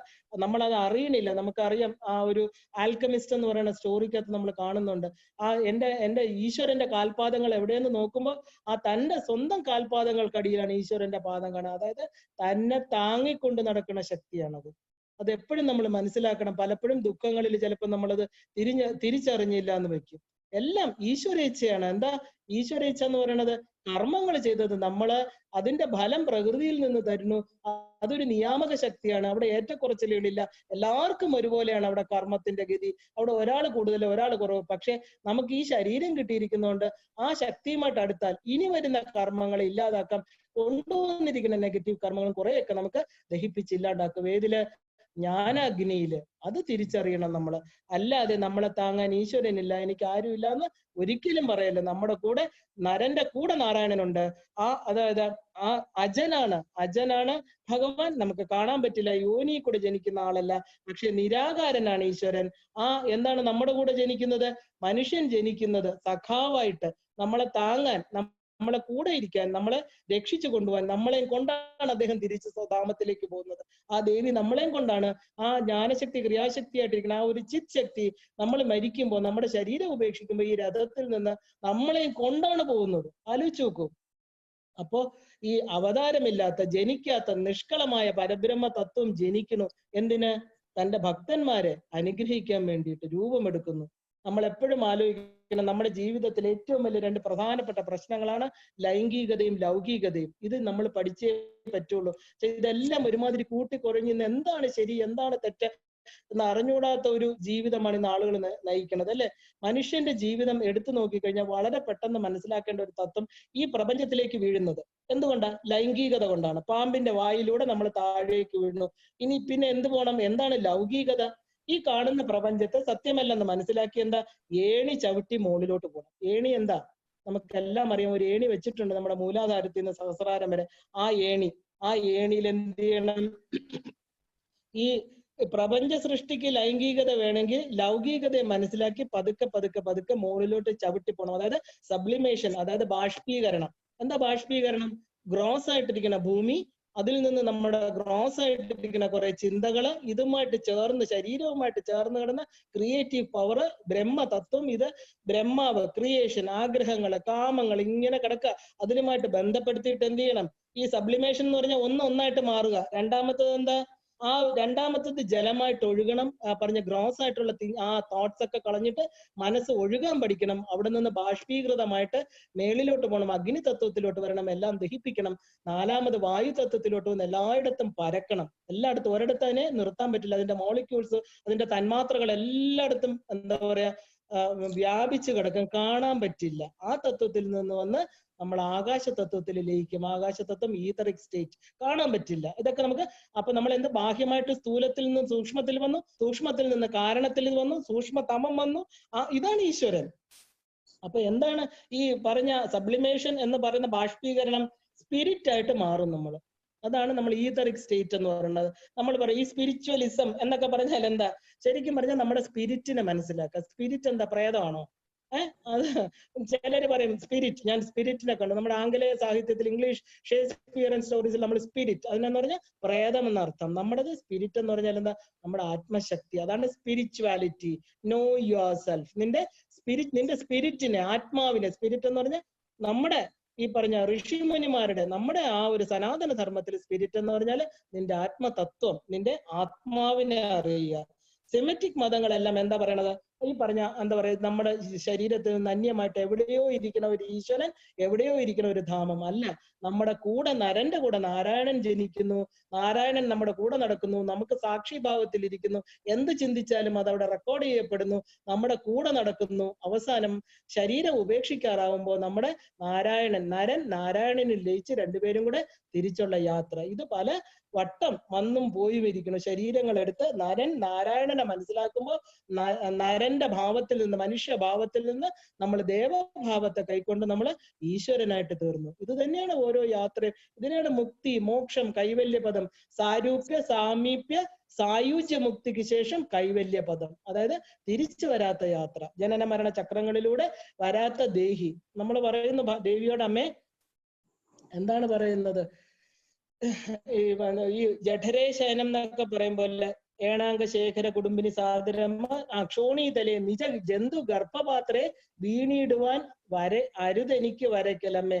ഈ ജന്തുക്കളുടെ, ജന്തു എന്ന് പറഞ്ഞാൽ പശുവും പക്ഷി എന്നല്ല, ജനിച്ചവരെല്ലാം ജന്തുക്കള്, മനനം ചെയ്യുന്നവരെല്ലാം മനുഷ്യര്, മുക്തിക്ക് അർഹരുള്ളവർ, അല്ലാത്തവരെല്ലാം മനുഷ്യനും മനുഷ്യ ജന്തുക്കള്, നാൽക്കാലികളെ പോലെ തിന്ന് ജീവിച്ച് കുടിച്ച് ഒരു ദിവസം മരിച്ചു പോകുന്നു. പക്ഷെ എന്താ നമ്മൾ പറയുന്നത്, എന്താ അമ്മ, നമുക്ക് ഈ ജന്തു ഗർഭപാത്രത്തിൽ ഇനി വീഴാൻ എനിക്ക് തലയിൽ വരയ്ക്കല്ലേ അമ്മ. എന്താ കാരണം, എനിക്ക് മതിയായി, ഈ ജീവിതം മതിയായി, ഒരുപാട് എന്നെ പഠിപ്പിച്ചു ജീവിതം. ബിക്കോസ് ഇതൊന്നും ശാശ്വതമല്ല. ശാശ്വതമായ ധാമത്തെ, എന്റെ ചിന്താമണി ഗ്രഹത്തെ എന്റെ ഉള്ളിൽ ഞാൻ കണ്ടെത്തി, അവിടെ എനിക്ക് വരണം. അതാണ് സ്പിരിച്വലിസം എന്ന് പറയുന്നത്. ആ സ്പിരിറ്റ്, എന്റെ ജീവാത്മാവ് എവിടെ ഇരിക്കുന്നു, ആ ശരീരത്തിൽ ഇരുന്നുകൊണ്ട് അവിടെ ഇരിക്കുന്ന പരമാത്മാവുമായിട്ട് സംയോജിക്കണം. അപ്പോ ഈ സെമറ്റിക് മതങ്ങളെ പോലെ രാമൻ ജനിച്ചിട്ടില്ല, കൃഷ്ണൻ ജനിച്ചിട്ടില്ല, നമ്മൾ ഇല്ല മരിച്ചു, ജനിച്ചു, അങ്ങോട്ട് തർക്കമായി, പ്രശ്നമായി, ഇതൊക്കെ സത്യമാണോ, ഇത് എവിടെ നിങ്ങളുടെ പുരാണങ്ങളിൽ ഇങ്ങനെ പറയുന്നത് എന്ന് പറഞ്ഞ് നമ്മൾ പേടിച്ചോടില്ല. അത് ഭീരുത്വമാണ്. നമ്മൾ എന്താ പറഞ്ഞു കൊടുക്കണേ, സദാ നമ്മുടെ കൂടെ രാമൻ ജനിക്കും, രാമൻ മരിക്കും. എപ്പോഴാ, മനുഷ്യൻ ജനിക്കുമ്പോൾ രാമൻ കൂടെ ജനിക്കും, മനുഷ്യൻ മരിക്കുമ്പോൾ രാമതത്വം കൂടെ കൊണ്ടുപോകും. ഇതാണ് ഞങ്ങളുടെ സനാതന ധർമ്മം പറയുന്നത്. ഇതാണ് ഞങ്ങളുടെ മതത്തിന്റെ പവിത്രത. ഇതാണ് ഞങ്ങളുടെ ലക്ഷ്യം. അതാണ് നമുക്ക് ഇരുന്ന് ഞങ്ങള് എന്താ പറയുക, എവിടെയോ ഇരിക്കണ ഈശ്വരനെ കണ്ട് പേടിച്ച് ഡൂസ് ആൻഡ് ഡോൺസ് വച്ചിട്ട് ജീവിക്കണവരല്ല.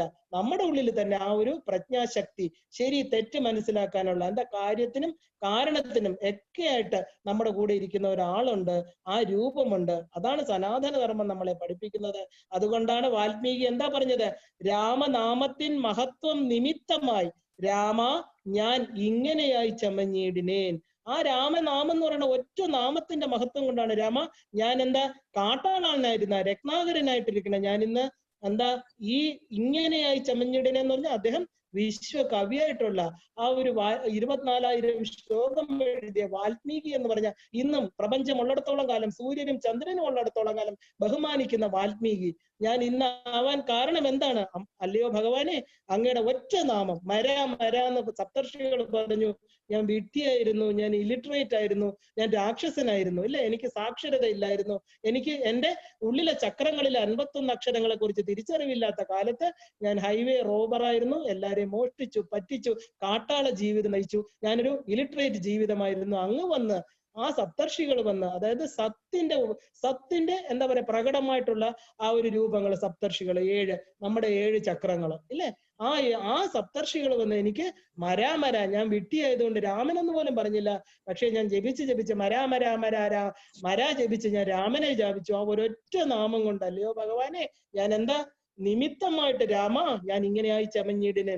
അപ്പോ ഒരു കാട്ടാളനെ, ഒരു എന്താ പറയാ മനുഷ്യനെ മാത്രമല്ല, മനുഷ്യനാക്കിയല്ല, വിശ്വകവിയായിട്ട് മാറ്റി ആ രാമ തത്വത്തെ ഉപദേശിക്കാൻ തക്കവണ്ണം അദ്ദേഹം ഉയർന്നു ആ ഒരൊറ്റ നാമം കൊണ്ട്. അപ്പോ രാമൻ വാസുദേവനാണ്. നമ്മൾ മനസ്സിലാക്കണം, ഈ രാമൻ എന്ന് പറയുന്നത് ഒരു അമ്പും വില്ലും വെച്ച് കോദണ്ഡപാണിയായിട്ടിരിക്കുന്ന രാമനല്ല, അതൊരു തത്വമാണ്.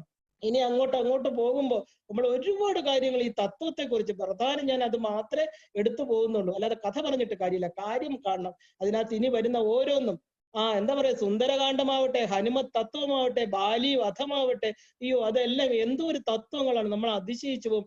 രാമായണത്തിനകത്ത് ഇത്രയും വലിയ മുത്തുക്കൾ ഒളിഞ്ഞിരുന്നോ എന്ന് നമ്മൾ അതിശയിക്കും. അതാണ് രാമൻ, അതാണ് തത്വം. തത്വത്തെ അറിയാതെ രാമായണം വായിച്ചിട്ട് കാര്യമില്ല. അപ്പോ നമ്മൾ മനസ്സിലാക്കണം, ഈ ലക്ഷ്മണൻ, ഈ രാമൻ വാസുദേവനാണ്, ലക്ഷ്മണനാണ്, സംഘർഷനാണ്, ഭരതനാണ്, ശത്രുഘ്നനാണ്, പ്രദ്യുമ്നനാണ്, അനിരുദ്ധനാണ്. അപ്പൊ ഇതെല്ലാം എവിടുന്ന് വന്നു? ഒരേ ഒരു തത്വത്തിന്റെ പല രൂപങ്ങളാണ്. ഈ പറഞ്ഞ എന്താ ഭരത ശത്രുഘ്നന്മാരെ നാം കാണുന്നത് ഭഗവാന്റെ ആയുധങ്ങളായിട്ടാണ്. നമ്മൾ കണ്ടു, രാമൻ വിഷ്ണുവാണ്, പറഞ്ഞ അനന്തൻ എന്ന് പറയുന്ന ശയ്യ ലക്ഷ്മണനാണ്, അദ്ദേഹത്തിന്റെ ശംഖുചക്രങ്ങളാണ് ഈ പറഞ്ഞ ഭരത ശത്രുഘ്നന്മാർ. അവര് ഒരിക്കലും വിട്ടുപിരിയാത്ത കൂട്ടാണ്, ഒരുമിച്ചിരിക്കുന്നവരാണ്. അനന്തൻ ആ ഒരു ശേഷ തൽപ്പമാണ് ലക്ഷ്മണൻ. അപ്പോ വാസുദേവ തത്വം എന്തെന്ന് ചോദിച്ചാൽ ഈശ്വര തത്വമാണ്, എല്ലായിടത്തും വസിക്കുന്നവൻ. ആ ഗോപികമാര് കണ്ടതുപോലെ ഖലു ഗോപിക നന്ദനോ ഭഗവാൻ, ഞാനിനി ഒരിക്കലും ഈ നന്ദഗോപരുടെ പുത്രനായിട്ട് അങ്ങേ കാണില്ല. എന്താ ഗോപികമാര് പറഞ്ഞു? നമ്മളും ഗോപികമാരാണ്, നമ്മൾ ജീവാത്മാക്കളാണ്, നമുക്കൊന്നും അറിയില്ല. നമ്മള് ആ പരമാത്മ തത്വത്തെ തേടി നടന്ന് അലയുകയാണ് നമ്മൾ. അത് ഏത് രൂപത്തില്, ജാരനായിട്ട് കാണാം, ഭർത്താവായിട്ട് കാണാം, കാമുകനായിട്ട് കാണാം, ഏത് ശത്രുവായിട്ട് കാണാം, മിത്രമായിട്ട് കാണാം, സഖാവായിട്ട് കാണാം, ദാസനായിട്ട് സേവിക്കാം, ഏത് രൂപത്തിൽ കണ്ടാലും. അല്ലയോ ഭഗവാനെ, എന്താ അഖില ദേഹിനാം അന്തരാത്മദൃക്, എല്ലാവരുടെ ദേഹികളിലും എല്ലാവരുടെ ദേഹത്തും ആ ദേഹിയില് വസിക്കുന്ന ആത്മതത്വം വസിക്കുന്നവൻ, അതാണ് വാസുദേവൻ. ആ വാസുദേവനായിട്ട് കാണാൻ സാധിച്ചാൽ, അതാണ് ഈ വാസുദേവനാണ് രാമനും കൃഷ്ണനുമായിട്ട് വരുന്നതെന്ന് കണ്ടാൽ, ആ പറഞ്ഞ എന്നാണോ അന്ധകരണം അങ്ങനെ ചിന്തിക്കുന്നത്, അപ്പോ എന്ത് ചെയ്യും? നമ്മുടെ ഉള്ളില് ആ ഈശ്വര തത്വം, അതായത് ഈശ്വരനാകുന്ന രാമൻ ആവിർഭവിക്കും. സംശയം വേണ്ട. പിന്നെ നമ്മൾ എന്ത് ചിന്തിക്കുന്നു അത് സത്യമായിട്ട് വരും, ധർമ്മത്തിൽ പ്രവർത്തിക്കും നമ്മൾ ഓരോരുത്തരും. അപ്പോ വാസുദേവന്റെ ആസ്ഥാനം എവിടെയാണ്? നമ്മുടെ മനസ്സ്, ബുദ്ധി, അഹങ്കാരം, അതായത് മാറി മാറി മാറി ഈ 4 അറകളിലായിട്ട് ഈ ഭഗവാൻ വസിക്കുന്നു. 4 രൂപമെടുത്ത് ഭഗവാൻ തന്നെ ശേഷതൽപ്പം, ഭഗവാന്റെ എന്താ പറയാ ആ ചക്രവും ധർമ്മവും, എന്താ പറയാ സത്യവും ധർമ്മവുമാകുന്ന ആ ചക്രവും ഒരു സംഘർഷനാകുന്ന, അതായത് മനസ്സ്, ബുദ്ധി, അഹങ്കാരം, അദ്ദേഹത്തിന്റെ ആ ഒരു ആയുധങ്ങളും അദ്ദേഹം തന്നെയാണ്. അതിൽ നിന്ന് വ്യത്യാസമില്ല. അങ്ങനെ അന്ധകരണ ചതുഷ്ടയമാണ് ചതുർവ്യൂഹം. നമ്മള് എന്താ പറയാ ശാക്തേയത്തില്, നമ്മൾ ദേവി ഉപാസനയില് നമ്മൾ ദേവിയുടെ ആ പഞ്ചബ്രഹ്മം കാണും, ദേവി ഇരിക്കുന്ന പലക. അതുപോലെ ഈ പറഞ്ഞ വിഷ്ണു, അത് വൈഷ്ണവര്, അവർക്ക് എന്താ ചതുർവ്യൂഹങ്ങളാണ്. എപ്പോഴും അവരെല്ലാത്തിനും ചതുർവ്യൂഹം, ചതുർപാത്ത് എല്ലാം അവർക്ക് 4 എണ്ണമാണ്. ഇത് മനസ്സിൽ വെച്ചിട്ട് വേണം നാം എന്താ നമ്മൾ ഈ രാമായണത്തെ നോക്കിക്കാണാൻ. കാര്യം, കാരണം വിട്ടുപിരിയാത്ത ഒരു അഭേദ്യ ബന്ധമുണ്ട് ഇവര് 4 പേരും തമ്മിൽ. അവരൊരിക്കലും പിരിയില്ല. പിരിഞ്ഞാൽ തന്നെ അവർക്ക് സംയോഗം വന്നേ തീരുള്ളൂ. അവര് ഒരുമിച്ച് വരുമ്പോൾ ഒരു യോഗ, അതൊരു യോഗാവസ്ഥയാണ് നമ്മുടെ മനസ്സ്. അപ്പൊ വിയോഗം വരുന്നെന്ന് പറയുമ്പോൾ എന്താ? താൽക്കാലികമാണ് വിയോഗം. അതായത് മനുഷ്യ ജന്മത്തിൽ ഇത് അറിയാതെ പോകുന്നവൻ ഒരു 50 വയസ്സ് 100 വയസ്സ് വരെ ജീവിച്ചാലും ആ ജീവിക്കുന്ന അവരുടെ ഉള്ളിൽ ഇതുണ്ടെങ്കിലും അവർ അറിയാതെ പോകുന്നു. പക്ഷെ അതെന്താ? ഈ ശരീരം വെടിയുമ്പോൾ ഇത് ഒരുമിച്ച് ചേരും, അതിന് സംശയമില്ല. നരനും നാരായണനും ഒരുമിച്ച് ചേരും. അത് വിയോഗം വന്നവരെല്ലാം എന്താ? സംയോഗം വരും. പക്ഷെ ഇത് അറിഞ്ഞുകൊണ്ട് സംയോഗം വരുമ്പോ എന്താ? നമുക്ക് നമ്മളെ തന്നെ ജീവിച്ചിരിക്കുമ്പോൾ നമ്മളില് നമ്മുടെ ശക്തി ആരാണെന്ന് തിരിച്ചറിയാൻ പറ്റും. അതായത് നമ്മള് കാണാൻ പോകുന്നത് ഒരു യോഗമില്ലാത്ത അവസ്ഥയാണ് ഇനിയിപ്പോ കാണാൻ പോകുന്നത്. അതായത് ഒരുമിച്ചിരുന്നവരെല്ലാം പിരിക്കുകയാണ്, ഇല്ലേ? വിയോഗങ്ങളാണ് നമ്മൾ കാണാൻ പോകുന്നത്. എന്താ? അച്ഛനമ്മമാരിൽ നിന്ന് മക്കള് പിരിഞ്ഞു, അച്ഛൻ ബോധം കെട്ട് വീണു, അച്ഛനിൽ നിന്ന് മക്കളെ പിരിച്ചു. ഇനിയിപ്പോ ഏതാ? ഓരോരുത്തരായിട്ട് വിയോഗം വരാൻ പോണു. കാട്ടിലോട്ട് വന്നു കഴിഞ്ഞു, കാട്ടിൽ വന്നു രാമലക്ഷ്മണന്മാര്, ഇനി സീതാവിയോഗം വരികയാണ്. അത് കഴിഞ്ഞ് ഭരത ശത്രുഘ്നന്മാര് തിരിച്ചു വന്ന് രാമന്റെ പാദങ്ങളിൽ നമസ്കരിക്കുന്നെങ്കിലും രാമൻ തിരിച്ചു ചെല്ലുന്നില്ല. ഒരുപാട് ദുഃഖ മുഹൂർത്തങ്ങളാണ് നമ്മൾ ഇനി കാണാൻ പോകുന്നതെല്ലാം. അതായത് ദുഃഖം എന്താ?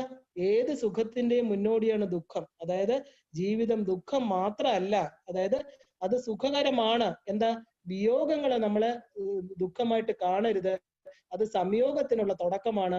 പലതും വിയോഗം വരുമ്പോൾ മാത്രമേ നമുക്ക് യോഗം ചെയ്യാൻ പറ്റുള്ളൂ. അങ്ങനെ ഒരുമിച്ചിരുന്നവർ പിരിഞ്ഞാല് എന്താ? നമ്മൾ പറയാം എന്റെ ഭർത്താവ് പിരിഞ്ഞു, എന്റെ ഭാര്യ പിരിഞ്ഞു. പിരിയുന്നത് എന്താ? അവരുടെ ശരീരമേ പിരിഞ്ഞിട്ടുള്ളൂ.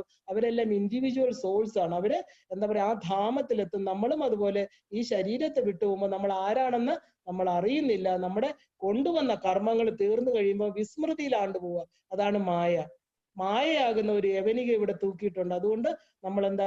എപ്പോ ശരീരം വിട്ടുപോകുന്നു, അച്ഛനാണോ അമ്മയാണോ മകളാണോ ഭർത്താവാണോ എന്നുള്ളത് ഈ പ്രപഞ്ചത്തിന്റെ വായുമണ്ഡലം കടന്നു പോകുന്ന ഒരു ജീവാത്മാവ് മറന്നു പോകുന്നു. മാത്രമല്ല ഈ ചിറകുകൾ കൊഴിഞ്ഞ പക്ഷി പോലെ ഈ ഒരു റോക്കറ്റിന്റെ, നമ്മള് മൂട്ടില് തീ കത്തിച്ച് റോക്കറ്റ് മേളിലോട്ട് പോകുമ്പോൾ പല പല ആവരണങ്ങൾ കൊഴിഞ്ഞ് എന്നാ അത് ഊർധ്വഗതി പ്രാപിക്കാനാ റോക്കറ്റ് ഈ താഴെയുള്ള ഒരുപാട് ആവരണങ്ങൾ.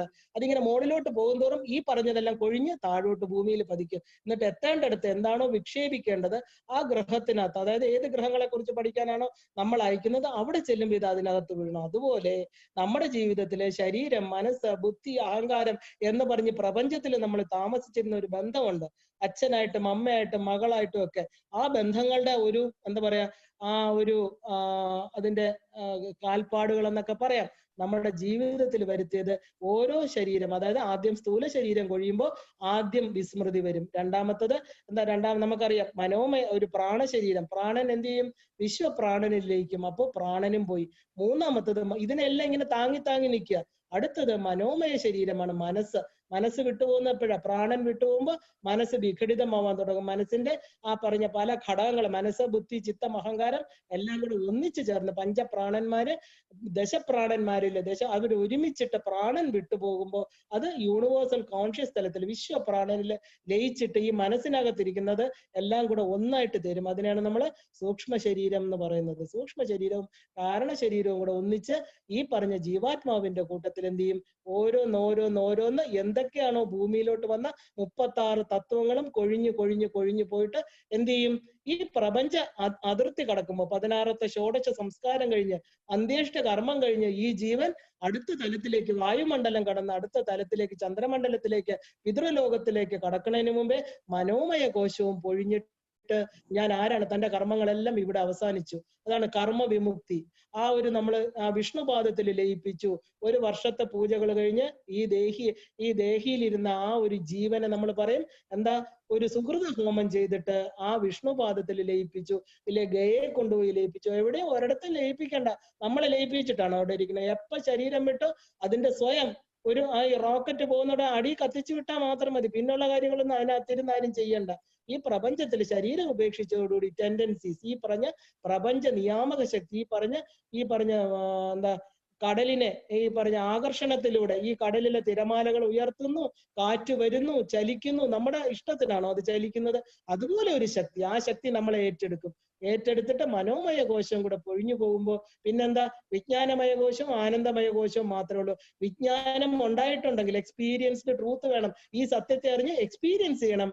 അതുമായിട്ട് നമുക്ക് കണക്ഷൻ വേണം. ആ ഒരു ബോധം നമ്മളിലുണ്ട്, നമ്മൾ ഈശ്വരനാണെന്നുള്ള ഒരു ഉണർവ്. അപ്പൊ വിജ്ഞാനമയ കോശം ആനന്ദമയ കോശവുമായിട്ട് ചേർന്നിട്ട് ഈ ജീവാത്മാവ്, അതായത് തന്റെ പാരഫെർനേലിയ വരാനുണ്ടായിരുന്ന തത്വങ്ങളൊക്കെ ഇവിടെ ഉപേക്ഷിച്ചിട്ട് എന്ത് ചെയ്യും?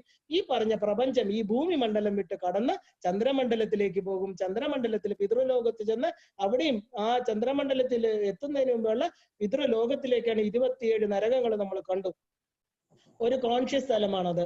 ആ പല പല കോൺഷ്യസ്നെസ്, നമ്മൾ അതോ ലോകത്തിലാണ് ജീവിച്ചിരുന്നെങ്കിൽ താഴ്ന്ന തലങ്ങള് അവിടെ കിടന്ന് ദുഃഖം വരുന്നതായിട്ടും സുഖം വരുന്നതായിട്ടൊക്കെ, സുഖം വരില്ല, ദുഃഖമായിട്ട് കിടന്ന് കരഞ്ഞ് വിശന്ന് തളർന്ന് മരുഭൂമികളിൽ കൂടെ നടന്ന് കുത്തുവാക്ക് കൊണ്ട് ഒക്കെ നമ്മളിങ്ങനെ നടക്കില്ല. അത് ഉയർന്ന ലോകത്തേക്കാണെങ്കിൽ അവിടെ പെട്ടെന്ന് തന്നെ നമുക്കൊരു മാറ്റം വന്ന് പിതൃലോകത്തേക്ക് കടന്ന്, പിതൃ എന്ന് പറയുമ്പോൾ 33 പിതൃക്കള് അവിടെ, അതായത് പ്രപഞ്ച സൃഷ്ടിക്ക് കാരണമായിരിക്കുന്ന രൂപങ്ങൾ, അതായത് രുദ്രന്മാര്, ആദിത്യന്മാരൊക്കെയാണ് അവിടെ. ആ പിതൃലോകത്തിൽ അഷ്ടവസുക്കള്, ഈ പ്രപഞ്ചത്തിന് കാരണമായിരുന്നവർ ഒരു സൂക്ഷ്മ പരിശോധന നടത്തും. നമ്മള് ഈ പ്രപഞ്ചത്തിൽ എന്തൊക്കെ ചെയ്തിട്ടുണ്ട്, നല്ലതാണോ ചീത്തയാണോ, ഈ ശബ്ദങ്ങളിലൂടെ എത്ര മലിനീകരണം വരുത്തിയിട്ടുണ്ട്, എല്ലാം അനുസരിച്ച് നമ്മളെ എങ്ങോട്ട് വിടണം, സൂര്യമണ്ഡലം വിടണോ, ചന്ദ്രമണ്ഡലം വിടണോ, ഊർധ്വലോകത്ത് വിടണോ എന്ന് അവര് തീരുമാനിച്ചിട്ട് ഇതെല്ലാം. പിന്നെ ഒരൊറ്റ വസ്തു നമ്മുടെ കയ്യിലില്ല, നമ്മള് നിരാലംബര്. കയ്യിൽ കൊണ്ടുവന്ന ഇതിവിടെ പിടിച്ചോണ്ടിരുന്ന പ്രമാണങ്ങളും കൂട്ടുകെട്ടുകളും ബാങ്ക് ബാലൻസുകളും ഒന്നുമില്ല. അവിടെ സ്വാധീനിക്കാൻ പറ്റില്ല, ഒന്നും പിടിച്ചു പറിക്കാൻ പറ്റില്ല, തട്ടിയെടുക്കാൻ പറ്റില്ല. എല്ലാം ഒരു നിയമം, ഒന്നിനും അവിടെ കർക്കശ നിയമങ്ങളാണ്. അവിടുത്തെ നിയമപാലകര് അത് തീരുമാനിച്ചിട്ട് ഓരോടത്തായിട്ട് ഓരോ ജീവനെ കടത്തിവിടും. അപ്പൊ നമ്മുടെ ഈ ബന്ധങ്ങൾ എവിടെ അവസാനിച്ചു? എപ്പോഴും അത് മനസ്സിലായിക്കൊള്ളും, ബന്ധങ്ങളെ കൊണ്ടുപോകാൻ പറ്റില്ല, ഇവിടെ അവസാനിക്കും. പക്ഷേ ഈ ഭൂമിയിൽ തിരിച്ചു വരുമ്പോ ഇവിടെ കുറെ ആഗ്രഹങ്ങൾ നമ്മൾ ഉപേക്ഷിച്ചിട്ട്, അത് എല്ലാവർക്കും ചോദിക്കും പുനർജന്മം. പിന്നെ എന്താ പുനർജന്മത്തിൽ ഈ ജീവൻ അതനുസരിച്ച് അവർക്കറിയാം, ഈ ആഗ്രഹങ്ങൾ ഈ കക്ഷി ഇത്രയൊക്കെ ചെയ്തിട്ടുണ്ട്, ഇയാൾക്ക് ഇത് വേണം, ഇയാൾ IAS കാരനാവണം, ഇതൊക്കെ ഇവിടെ എന്താ പറയുക പ്രപഞ്ചത്തിൽ വെച്ചിട്ട് പോയിരിക്കണം, ഇവരെ നമുക്ക് അതനുസരിച്ച് വിടാം. അപ്പൊ എന്താ, അവർ ആരോടൊക്കെ എന്തൊക്കെ ചെയ്തു, അതിൽ നിന്ന് കുറച്ച് കർമ്മങ്ങൾ എടുത്ത് നമ്മൾ കുറച്ച് മലക്കറി ഫ്രിഡ്ജിൽ നിന്ന് എടുത്ത് ഒരു സാമ്പാർ വെക്കുന്ന പോലെ കുറച്ച് ഇനിയിപ്പോ തൽക്കാലം ഈ രാജ്യത്തോട്ട് പോട്ടെന്ന് തീരുമാനിച്ചിട്ട് എന്ത് ചെയ്യും, നമ്മളെ ശുദ്ധീകരിക്കും. ഈ ആത്മാവിന് ശുദ്ധമായ മാത്രമേ മേളിലോട്ട് പോകാൻ പറ്റൂ. അവിടെ നിന്ന് വീണ്ടും ജന്മത്തിന് ദേഹി വേണം, ശരീരം വേണമെന്ന് ആഗ്രഹിച്ച ജീവനുകളെല്ലാം ആ കർമ്മം അനുസരിച്ച് എന്താ, അതാത് ഗർഭപാത്രങ്ങളിലേക്ക് വരാൻ ആരംഭം തുടങ്ങും, യാത്ര തുടങ്ങും. എങ്ങനെ ആലോചിച്ച് നോക്കൂ. ഈ മോളിൽ നിന്ന് ചുമ്മാ താഴെ ചാടി വരാൻ പറ്റുമോ? ഇല്ല. മഴയിലൂടെ ചന്ദ്രകിരണങ്ങളിലൂടെ ഔഷധികളിലൂടെ വന്ന് സസ്യങ്ങൾക്ക് ജന്തുക്കൾക്ക് ആഹാരമായി, അത് എന്താ പറയാ, ആ ആഹാരം ഉള്ളിൽ പ്രവേശിച്ച് ജന്തുവിന്റെ വയറ്റിലാണെങ്കിൽ ജന്തുവിന്റെ രേതസ്സാവും, മനുഷ്യന്റെ വയറ്റിലാണെങ്കിൽ മനുഷ്യന്റേതാവും. എവിടെയാണോ നിശ്ചയിച്ചിരിക്കുന്നത് അത് കർമ്മങ്ങൾക്കനുസരിച്ച് വന്നിട്ട് എന്ത് ചെയ്യും, ആ ജീവൻ ആ ഭക്ഷണം കഴിക്കുന്നതിലൂടെ പുരുഷന്റെ വീര്യമായിട്ട് മാറും, ബീജമായിട്ട് മാറും, അമ്മയുടെ ഉള്ളില് അണ്ടമായിട്ട് മാറും. എത്ര വലിയ പ്രോസസ്സ്. പിന്നെ അതിന് തമ്മിൽ ഈ പറഞ്ഞ അച്ഛനും അമ്മയും തമ്മിൽ യോജിക്കണം, കർമ്മങ്ങൾ യോജിക്കണം, ചെയ്യേണ്ട കാര്യങ്ങൾ പാകപ്പെടണം. അതുകൊണ്ടാണ് ഞാൻ പറയുന്നത് സത്കർമ്മത്തിന്റെ ഫലം എന്താ ഉടനെ കിട്ടാത്തതെന്ന് വെച്ചാൽ അതിന് കർമ്മ പരിഭാഗം വരണം, ഒരു ടൈം വേണം, കാലം വേണം. ഗർഭമായിട്ട് എന്താ ഉടനെ പ്രസവിക്കാത്തതെന്ന് ചോദിക്കുന്ന പോലെയാണത്. ഞാൻ സത്കർമ്മങ്ങൾ ഒരുപാട് ചെയ്തു, ഒരു ഫലവും ഞാൻ കാണുന്നില്ല. ഒരിക്കലും അങ്ങനെ പറയരുത്. സത്കർമ്മങ്ങൾക്ക് ഫലം നിങ്ങളുടെ കൂടെ തന്നെയുണ്ട്, നിങ്ങളുടെ ദുഷ്കർമ്മങ്ങളുടെ ഫലവും നമ്മുടെ കൂടെ തന്നെയുണ്ട്. ഇത് കുറച്ച് പരിഭാഗപ്പെടണം. ഒരു മരം കുഴിച്ചിട്ടാൽ, ഒരു വിത്ത് കുഴിച്ചിട്ടാൽ ഉടനെ ഫലം കിട്ടും? ഇല്ലല്ലോ, കാത്തിരിക്കണം. ഏത് ജന്മത്തിലും നിങ്ങളുടെ ഒട്ടും വിഷമിക്കേണ്ട, രണ്ടിന്റെയും നിങ്ങൾക്ക് തന്നെ കിട്ടും. ആരും തട്ടിപ്പറിച്ചോണ്ട് പോവില്ല. 1000 പശുക്കളുടെ ഇടയിൽ സ്വന്തം പെറ്റമ്മേ ആ കിടാവ്, പല പാലൂട്ടുന്ന പശുക്കളുണ്ടെങ്കിലും ഈ കുഞ്ഞ് അതിന്റെ അമ്മയുടെ അടുത്ത് പോയി പാല് കുടിക്കും. അതുപോലെ അർജുന, നിന്റെ കർമ്മങ്ങള് നിന്നെ തേടി വരും, നീ വിഷമിക്കേണ്ടെന്നാ ഭഗവാൻ പറയുന്നത്. അപ്പൊ ജാതസ്യഹി ധ്രുവോ മൃത്യുഹു ധ്രുവം ജന്മ മൃതസ്യത തസ്മാത് അപരിഹാര്യാർത്ഥേ കസ്തും ശോചിതുമർഹസി. അപ്പൊ ജനിച്ച മരണമുണ്ട്, മരിച്ച ജനനമുണ്ട്. അപ്പൊ എന്തിനാ ഈ ആവശ്യമില്ലാത്ത, നമ്മുടെ കയ്യിലില്ലാത്ത കാര്യങ്ങളെ കുറിച്ച് നീ ദുഃഖിക്കണം അർജുന? നീ അതൊക്കെ പ്രപഞ്ചത്തിന് വിടൂ, ആ നിയാമക ശക്തിക്ക് വിടൂ. അപ്പൊ ഇവിടുത്തെ ബന്ധങ്ങൾ, അതാണ് രാമായണം വളരെ വ്യക്തമായിട്ട് പറയണു. ഈ പറഞ്ഞ ബന്ധുമിത്ര കളത്രാദികള് വളരെ അല്പകാലത്തേക്ക്, ഈ ഭർത്താവ് ഭാര്യ സുഖങ്ങളെ എല്ലാം എന്താ വളരെ അല്പകാലത്തേക്ക്, നിനക്ക് യഥാർത്ഥമായ ഒരു ധാമമുണ്ട്.